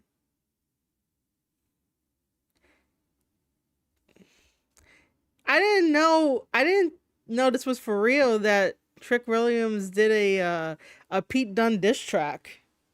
If I play it, do you think I'm gonna get copyrighted for it? Like, I didn't know there was a Pete Dunne diss track. Hold on.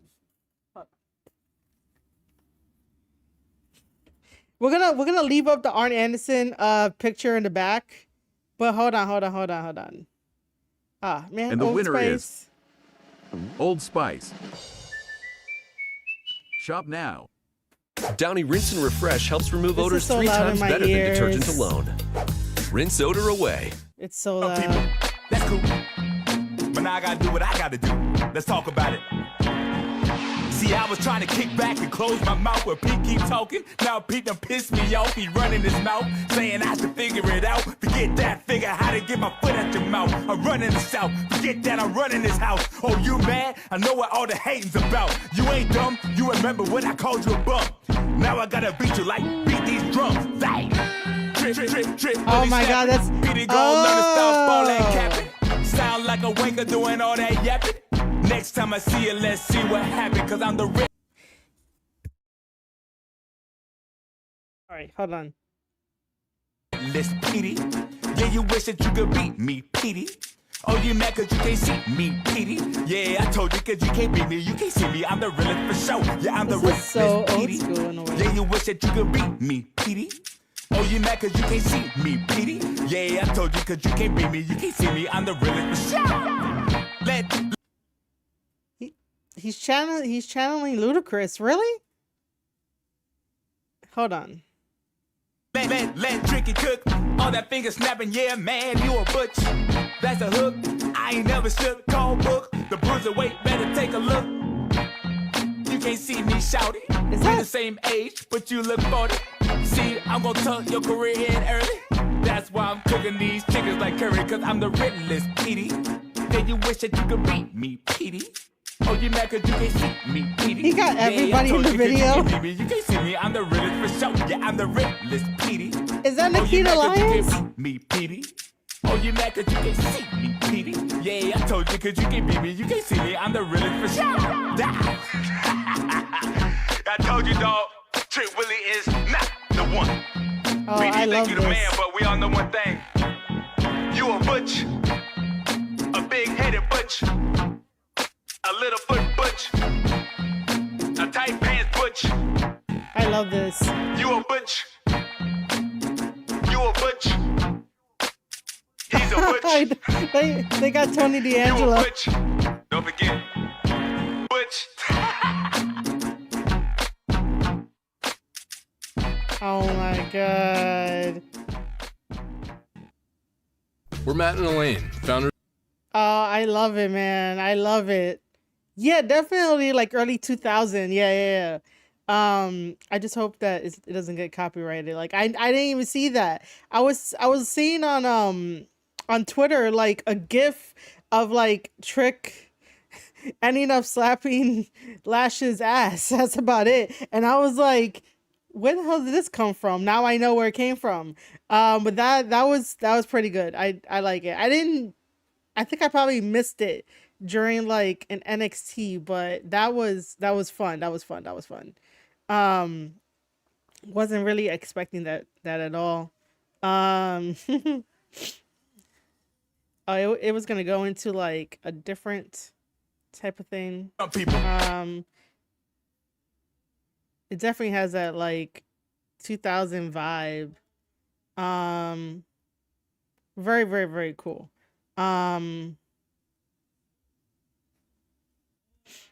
Okay. Cool. But that Arn Anderson interview was pretty fun. Like I was saying before, I got distracted by some rapping, which is all good. But yeah, the Arn Anderson video was fun. I like I was saying that I have a tape study series, and I wanted to like play that. Which I can. I just don't really need my headset for that. But I like that kind of stuff. There is a niche for it. You know, there's this here. I guess we can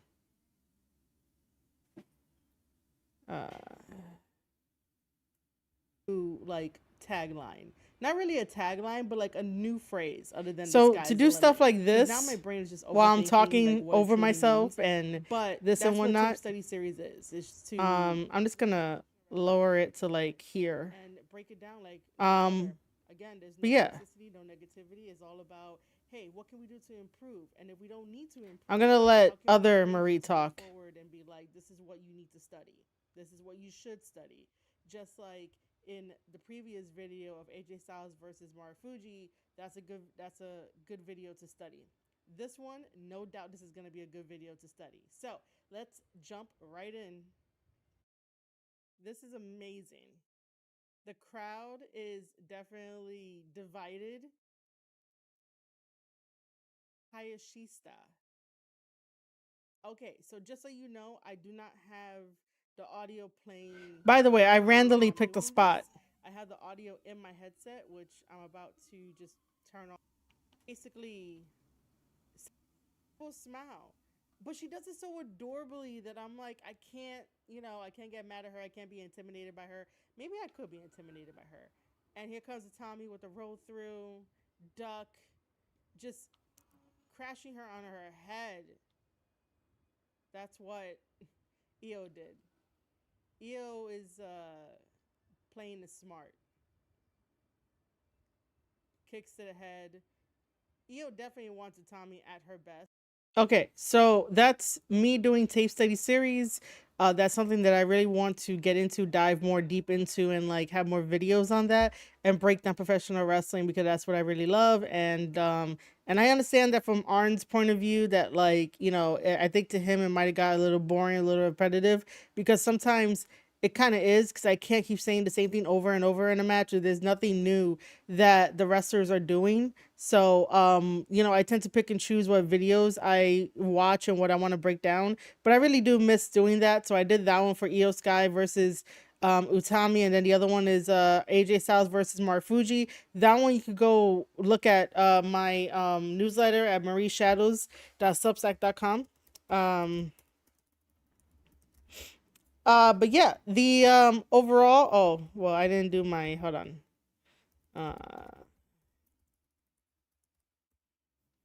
But yeah, overall, basically, that was a very, very, very fun interview. Very fun interview. I would ask for like more story questions. Really got into the nitty gritty on stuff. Because I seen his son wrestle live. It's more like, yep, you're like your dad. He did some like cool stuff during the match, like cool technical stuff, not like cool super kick, high spot kind of thing, but like cool technical stuff. But yeah, so, you know, but that's just me. Overall, it was a very fun interview to watch.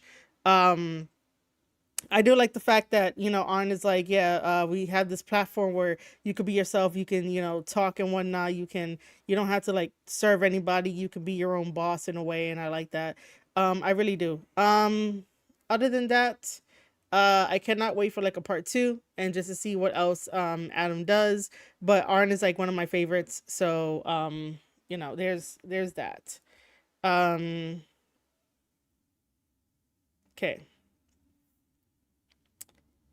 Did anyone else enjoy the interview? And I'm gonna have to like try to find a way to like make the volume for the interviews and everything going forward like just be better with my OBS. But I'm telling you, it's really loud in my headset. So like I don't want it to be like super loud in my headset to where if I'm talking on the mic, it's even louder. Like I'm talking like super loud. So I gotta figure out a way, man. I gotta figure out a way. Um by the way, thank you for more people that have become friends of the channel. We're currently up to 537 new friends. Thank you, thank you, thank you, thank you, thank you, thank you, thank you so much. And thank you guys for giving me 8 likes on this live stream. Again, by giving likes on the live stream, it sends it out into the YouTube atmosphere, and that helps us connect with like more wrestling fans. So that's why like it's amazing. I loved it, but I'm a huge Arn fan. Oh, okay. I mean, we're all like huge Arn fans. I don't even know if we could find a match of his. Let me just see.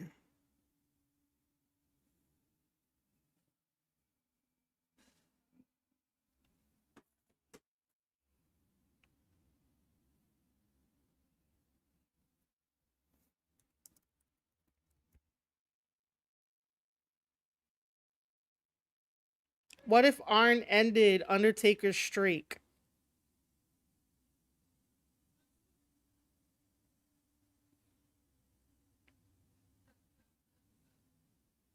I wonder. The Four Horsemen Network.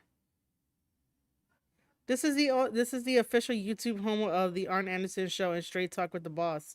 Who's Straight Talk with the Boss? Arn Anderson addresses Jim Cornette's thoughts on the AEW locker room and eight more. Sid. Oh, is that like okay?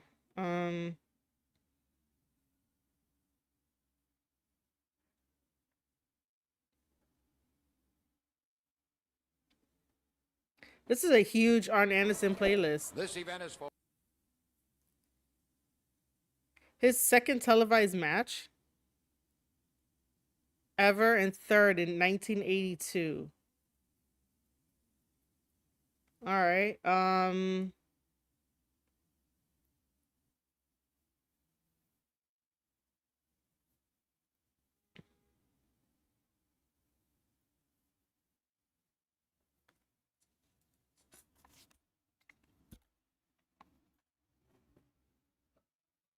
one fall with a 10-minute time limit. In the red corner, at 250 pounds from Rome, Georgia, Marty Lundy. I started watching wrestling when I was 7 years old. That is the age that I started watching. I started watching when I was 7. Oh, From Mexico, Chavo Guerrero? In the black tights, Marty Lundy. Wow. I'm gonna like be binge watching this and whatnot, man. If I ever get to interview Arn, like I got material. I got material if I'm ever gonna do this. So wow. Chavo Guerrero, man. Let's go. And shedding his colorful jacket, the high-flying popper Chavo Guerrero. Alfred Neely calls for the bell action underway. Here's Bill Watts. Chavo Guerrero, an exciting. Why is he flailing his arms? Like I love Arn, but Conducts himself in the ring as a super heavyweight. He has that power and that balance. He has that tremendous punching power. If he gets in a fight, he's got the wrestling skills. Eric Weiss, who was a national champion from Oklahoma State University, and he's ranked about number 3 in the world in freestyle. I once asked him what pattern he's wrestling after, and he said when he's a youngster, he's now a 190-pounder, and he weighs about 225 all season. You know what? He said he watched the smaller guys, and he figured in order to be great, to be a big man, you had to wrestle like a small man. Well, here's Chavo Guerrero with all that ability of the small man, the quickness, the lightning speed. Okay. All right.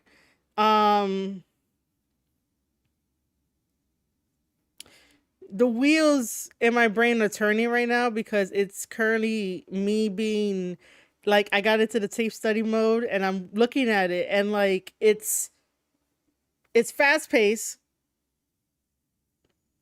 This is Arn's second match. That's what it says. This is in 1982. So I have to like take into account like, you know, the time period and stuff like that. Arn did say in that interview that like he wasn't the best amateur wrestler, but I don't know why he was flaying his arms around and like, you know, tapping here and there. Like I know why wrestlers like would tap a certain like body part or something. Like I know why. It just depends on the story and depends on what they're doing, because that could give a signal to the other wrestler, like it could give a signal to the other wrestler like what's coming up next. And that was their own little way of like communicating in the ring, like not to like really reveal so much like behind the scenes of professional wrestling, but like in order to have a really good match where like most of it was called on the fly, because we do see a difference in 80s style wrestling versus like current wrestling, modern wrestling in the last 10 years, maybe like 12-year-ish kind of thing, where like the matches in the past like 12 years, 10 years are a lot more like we got to go through everything and the choreography has to be there, versus like, you know, 80s and like mid,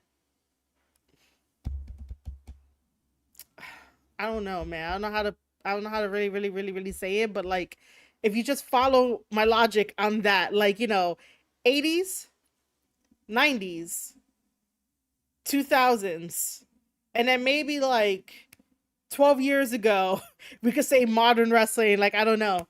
But you could tell the difference in that like being on the fly and like doing that kind of stuff is because it just feels better, it feels natural, it feels organic. But I don't know if it's because it's his second match. Like I have a lot more questions than I have answers looking at this. But just to put it out there, like if you see somebody, you know, trying to, you know, slap their arm or, you know, do one of these, it's a call to like, we're gonna go into the next thing, so be prepared so that way you don't end up getting hurt. And even as I sit here telling you guys that, I don't really feel comfortable, because again, it's like me revealing more of the business, and I really don't want to do that shit, because I respect the business. But like that's the only thing I could think of when he was doing that. I was like, there's no point for him to continuously try to tap like one part of his body to tell Chavo something. Like, or probably I'm just reading too much into it, but like again, this is how my brain goes whenever we're gonna be like, yo, it's gonna be tape study series, you guys are gonna learn something, we're gonna pause, we're gonna react to it, we're gonna talk about it. And you know, it's one of those things. And this is not even that long of a match, and I'm making it longer than what it is. By the way, whoever decided to give me that like on this live stream, I love you. Thank you. It was definitely weird, the amount of hand movement. Yeah. That's why I'm like, whoa, you know, let's continue. The reflexes, but he's got that inherent power, something like a Danny Hodge. You all remember Danny Hodge, the great world's junior heavyweight champion. A one count. Weighed 220. He could take the measure of any man he ever got in the ring with. Oh, that snapmare seems to be cut in the same vein. An unusual match coming up, Boyd, and we'll be revealing it as we go on. Okay. Lester Parks is going to wrestle Kamala, the Ugandan warrior that's now leased by Skandar Akbar. But Akbar has paid this man, Lester Parks, a bump. Okay, so what are we going to do? To wear a mask in that match. And in talking to Skandar Akbar, I said, that's a little bit ridiculous. Everybody knows who Lester Parks is. He said, that has nothing to do with it. He said, okay, a savage like Kamala. Small. Okay, see? A lot to him. He likes to, beating a man is not the most important thing. He wants something to show him the victory. Okay, so just by watching this match, I can definitely tell you guys that like Arn Anderson was more comfortable being the heavyweight guy, the one that throws like the stiff punches, pick you up for a body slam, use a lot of power, use a lot of like, you know, headbutts and stuff like that. This is how like you can tell he was perfect for the enforcer role. This is how you could tell he was perfect for it. Because of the way that he's wrestling Chavo. In the beginning of the match, you know, it's one of those things of like he's not used to a fast style pace like that, even though it was just simple amateur wrestling, chain wrestling. But he just couldn't get like a foothold on it, and that's totally fine. Like if he was nervous because this is his second match, that's totally fine. But you can tell that he's more comfortable being that big brute of a professional wrestler that like throws people around, punches them, and whatnot. And I guess we can say that this is how the Enforcer was born. Because Chavo right now is not really like countering as much. He said, I've got this man putting his mask on, and I've told Kamal if he beats him, he can tear the mask off. Well, you can feel the figure Aguilar to come out with some devious, See, we get one count here. diabolical plan in order to train this big savage. Go after the mask. And we know it could be the mask of Stagger Lee, because I'm sure Ted DiBiase has... What is it with kicking that leg out? To reveal Stagger I need to know what's the point of kicking the leg out. Or could it be Wrestling 2's mask? Here we go. We'll go to the second rope. Marty Lundy Oh, the big score on Chavo Guerrero, but Chavo moved quickly, get out of the way, rolling to give himself time to clear his head. Oftentimes you'll see a fighter in the ring just try to box himself. Beautiful drop kick. Moving away. Well, Chavo Guerrero put some distance between them. When Marty Lundy came in, a drop kick rather low, right into the solar plexus. Beautiful European A very uppercut. well-devised drop kick, because your solar plexus can sure take the wind out of you, and these big, powerful bodies are just machines that run on oxygen. And if you don't have any oxygen, just like being out of gasoline. Nice. No go. Rolls out. And Chavo Guerrero showing that unique style. Marty Lundy to the floor. Chavo springing over the top rope. Nice, Right nice. on top of Marty Lundy, just wiped him. That was perfect. If you notice in modern wrestling, sometimes wrestlers don't catch the other wrestler when they do a slingshot like that to the outside. And we could definitely, like, if you want to call it a plancha or like a crossbody, you can. Just don't call it a pescado, please. Excalibur was doing that. Excalibur was calling that simple move that it's a crossbody / plancha into a pescado. Pescado in Spanish means fish. We are not jumping over the top rope and filleting around like a fish. We're not doing that. I don't know if Excalibur is still saying that, but that's not correct for professional wrestling. It's not. So like Excalibur got to stop introducing a bunch of Spanish words that he don't know the meaning to in his commentary. But it's not pescado, cause that's fish. It is just simply you could do plancha or you could do crossbody. There's no, wrong way, but it's definitely not pescado. But yes, that was a great sequence. Him out. Clear over the top rope, clear to the floor. This man is excitement personified. Has wrestled all over the world. He and Mil Mascaras, the two top Mexican stars in the world. Beautiful drop kick. Okay, so hold on. The commentator here mentioned máscaras, right? And it's supposed to be 1,000 masks. That's how you would say it in English. It's mil máscaras. Like he mispronounced the first word of it. It's mil máscaras. And I'm butchering it right now, but like just try a little bit. Pescado frito. Like, dude, we are not frying a fish. Are you frying fish today? Like, I would like to fry some fish right now. Like, I would like to have fish. But I don't know. Are you frying fish for like dinner or lunch at the moment? If you were against Chavo Guerrero, you'd get tired of nice. Because wherever you are, he's going to put you down, and it's a different way. And an inside oh, inside cradle. That was a regular pin, sir. We'll be back. More action coming up. Oh. Okay. The commentator said that was a cradle. That was just a regular pin. There's no cradle about it. That was an interesting watching his second televised match. That's what it was. Arn Anderson's second televised wrestling match ever, and third, 1982. Oh wait, did we? Oh, I thought. Oh, he fought Mr. Olympia as well, but okay. So I do like the fact that we call him Arn Anderson. His real name just does not like roll off the tongue at all. So he will be forever known as Arn Anderson, and then like in the back of my mind, his real name will stay there, but he does not look like a Marty at all. He looks like an Arn. Like he truly does look like an Arn. But yeah. Let me see.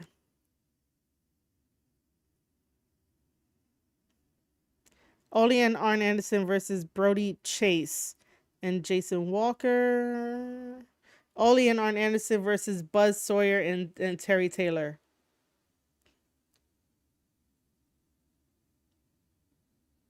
The birth of the Four Horsemen was in 1985. New Mr. Clean. Oh my God. Ow, it is so loud in my ear. Plus the scrubbing power of a magic eraser. Can we pass? Simplify your snacks with RX Bar, nut butter, and oat.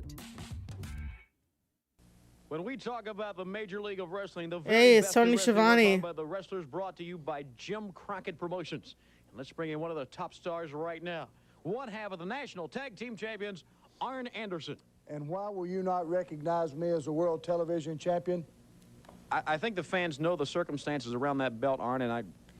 Do you have any concept of law in theory? No. Okay, one thing about law. Possession is 9/10 of the law, and as you see, I am possessor. Now then, are you man enough to take this away from me? No, not at all. See anybody standing around man enough to take this away from me?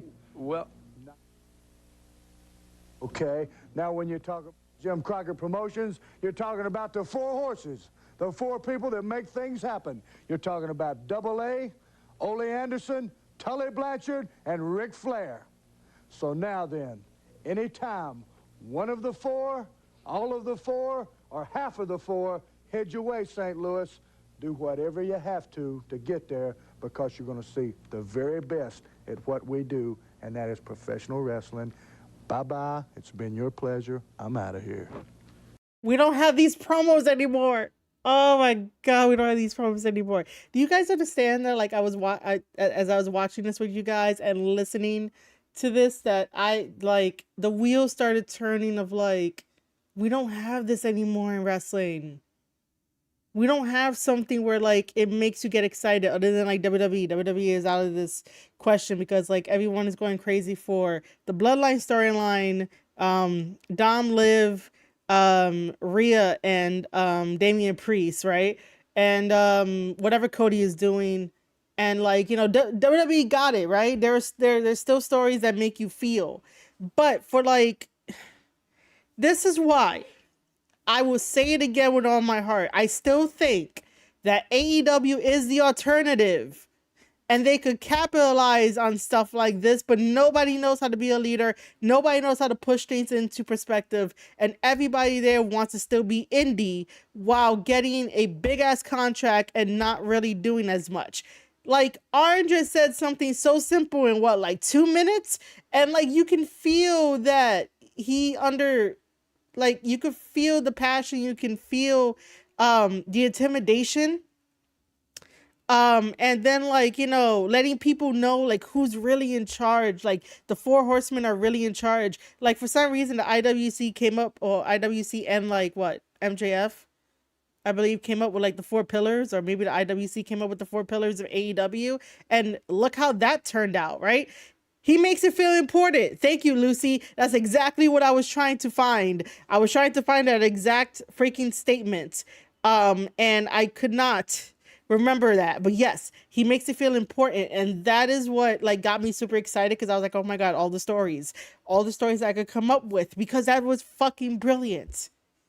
Excuse my language. But that was brilliant, man. Like, oh my God, we don't have this anymore. It's this is why you guys have to appreciate Cody Rhodes, okay? You have to appreciate Cody Rhodes. We've been up and down with Cody Rhodes forever. Okay, I've been there too. I've been mad at Cody Rhodes. I cheer Cody Rhodes. I'm like, Cody Rhodes, what the fuck you doing? Excuse the cursing again. But like, this is why it's important to have a Rhodes, someone who understands back in the day of how to do promos and how the slow burn is happening. But everybody, because we're so enthralled with social media and we're on social media 24/7, especially like Twitter, everybody wants instant gratification. Everybody wants instant results, and they get upset when Cody takes too long. But guess what? Let Cody take as long as he needs to tell these stories. That's exactly what like Arn and the Four Horsemen did, and they took their time. And I'm guessing that they probably had like some slow burn stories back then without like a very quick payoff. But that a payoff is coming, and then when that payoff hit, oh my God, beautiful. The roof would go nuts and whatnot. But Arn made it feel so important. Arn made it feel like, yo, you better step up, because the Four Horsemen are already stepped up. Like nobody could challenge them. If you think you could challenge them, you better pray to your God that like you survived that fight. And see, this is how like I get super passionate about wrestling, and like those are the kind of stories that I feed off of. That's the kind of importantness that promos have in this business. But sometimes people don't want to listen and they want to do what they want to do, which is totally fine. But like learn from Arn and how to do a promo. Make it feel important. My God. Can I save this? Yeah, I'm going to put it to my watch later so I can like tell people about it. There's Jerry Lawler, Dusty Rhodes, Magnum TA versus Ole, Arn, and I'm not sure who else.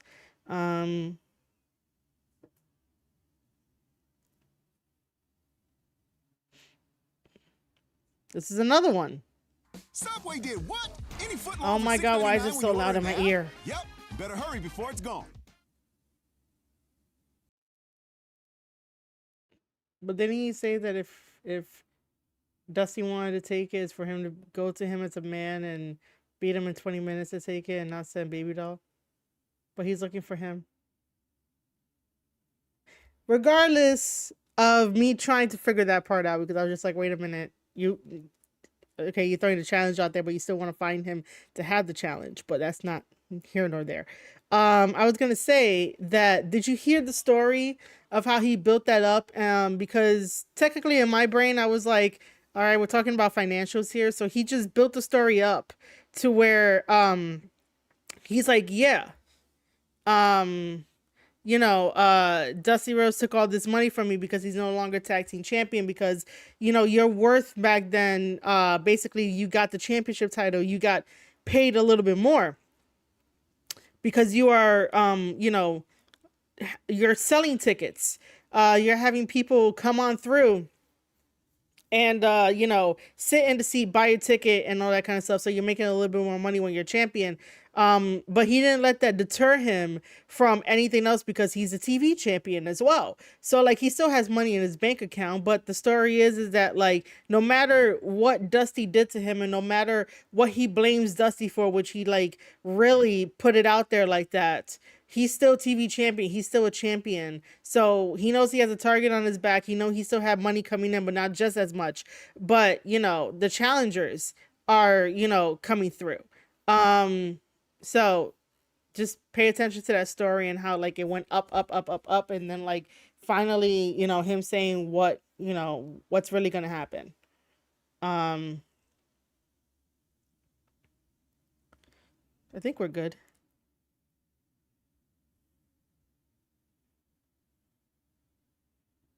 Okay.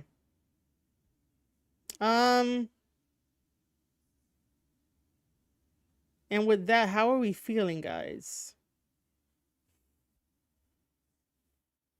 A house show.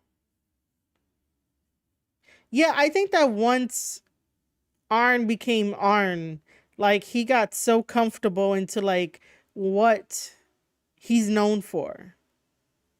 Yeah, this whole playlist is about Arn Anderson that I love right now.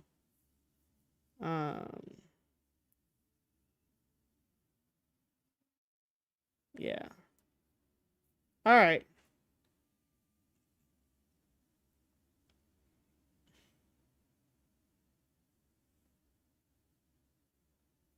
Let me just check something else. If anybody wants to send any questions, they can.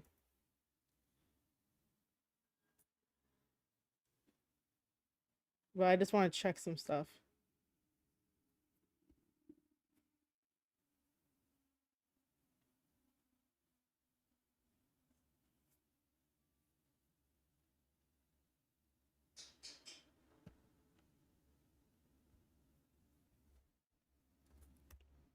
So for anybody that is watching out there, I want to say thank you guys for watching.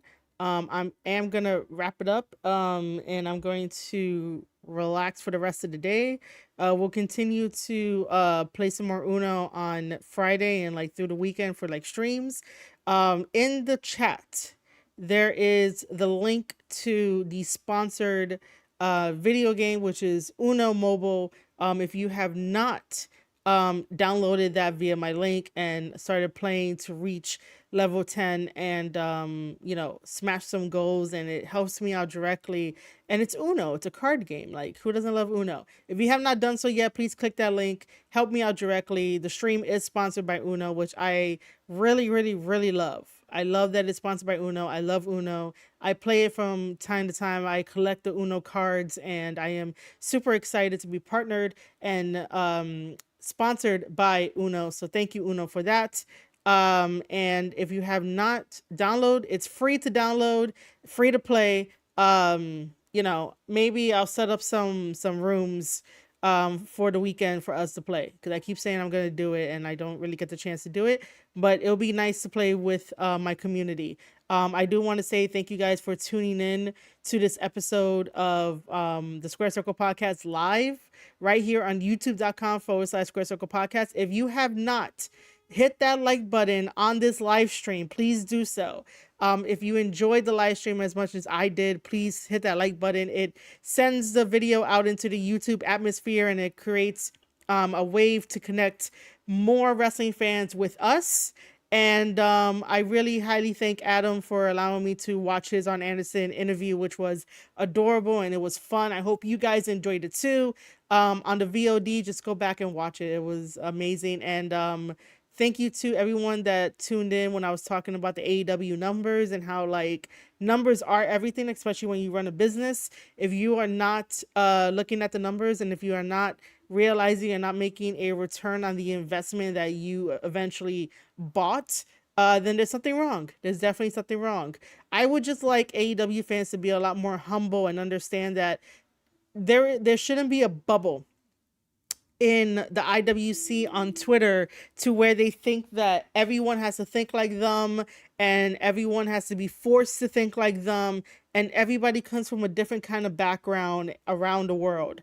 While Twitter does connect us in real time to everybody around the world, no one is living in your bubble. You're the only one living in your bubble, and you're the only one creating problems in your bubble. So it's not like it's a massive thing. It does like travel to different sectors of like the wrestling fandom to have this like really bad faith you know, takes or acts or whatever it is, because it's the internet. No one's really gonna like punch you through the internet because everyone's behind the screen, right? So, you know, I say all that because I think that sometimes AEW fans need to learn that, like, just calm down, go outside, go walk around, go get some sun, go relax.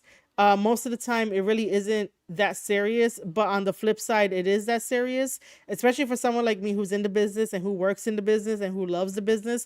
I am going to take most things like serious because the business should be respected, just like any other form of medium should be respected, because it is art. Art needs to get back to when it was respected at one point. I'm just saying it does. But I also think that AEW fans need to calm down. Tony Khan needs to calm down. Tony Khan needs to realize when to be an adult and when to, you know, get some other people under his management that can manage a wrestling business, because he doesn't know how to manage a wrestling business.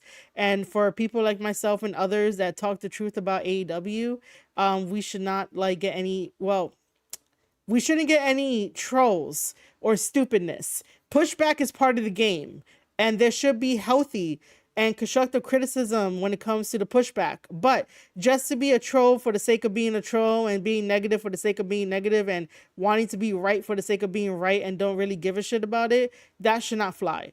But I say all this that, like, you know, the AEW fans deter new fans from watching the product, which is another issue that like needs to be talked about. But I don't know how many times we could talk about it. And if there's no change, and if their leader doesn't change, their leader being Tony Khan, if he doesn't change, then I don't know what's gonna happen. I don't know if they're gonna end up getting a new TV deal or not getting a TV deal. Everybody has different priorities nowadays, and you know, we're getting down to the wire of like, yo, is, you know, AEW going to survive on cable television without, you know, announcing a new deal yet? Because they keep saying it's intimate, but not intimate, but intimate, right? But nothing's really coming about it, which is kind of weird. Because it's like, it shouldn't be taking that long. Negotiations should not be taking that long. If they were impressing the network, it would have taken, you know, in no time, right? But there are questions and there are concerns, and people don't want you to talk about it. People don't want you to raise any of those concerns to the public, because then that's how you have people turn against each other. But like, I'd rather have these thoughts put out there so that we could chat about it and not really be like, you got to think this way. No, you don't. You don't have to think no way. You have to think your way. But to ask questions, you gain more knowledge. And with more knowledge comes more understanding. And when more understanding happens, you become a better human being and you get a better perspective on life and everything else. Welcome to my TED Talk, I guess. By the way, let me just wrap it up quickly because I can just go on and on about like perspective and philosophy. I guess philosophy, right? I guess this is philosophy. But I want to relax for the rest of the day and like have a snack. I do want to shout out yesterday. You guys were awesome.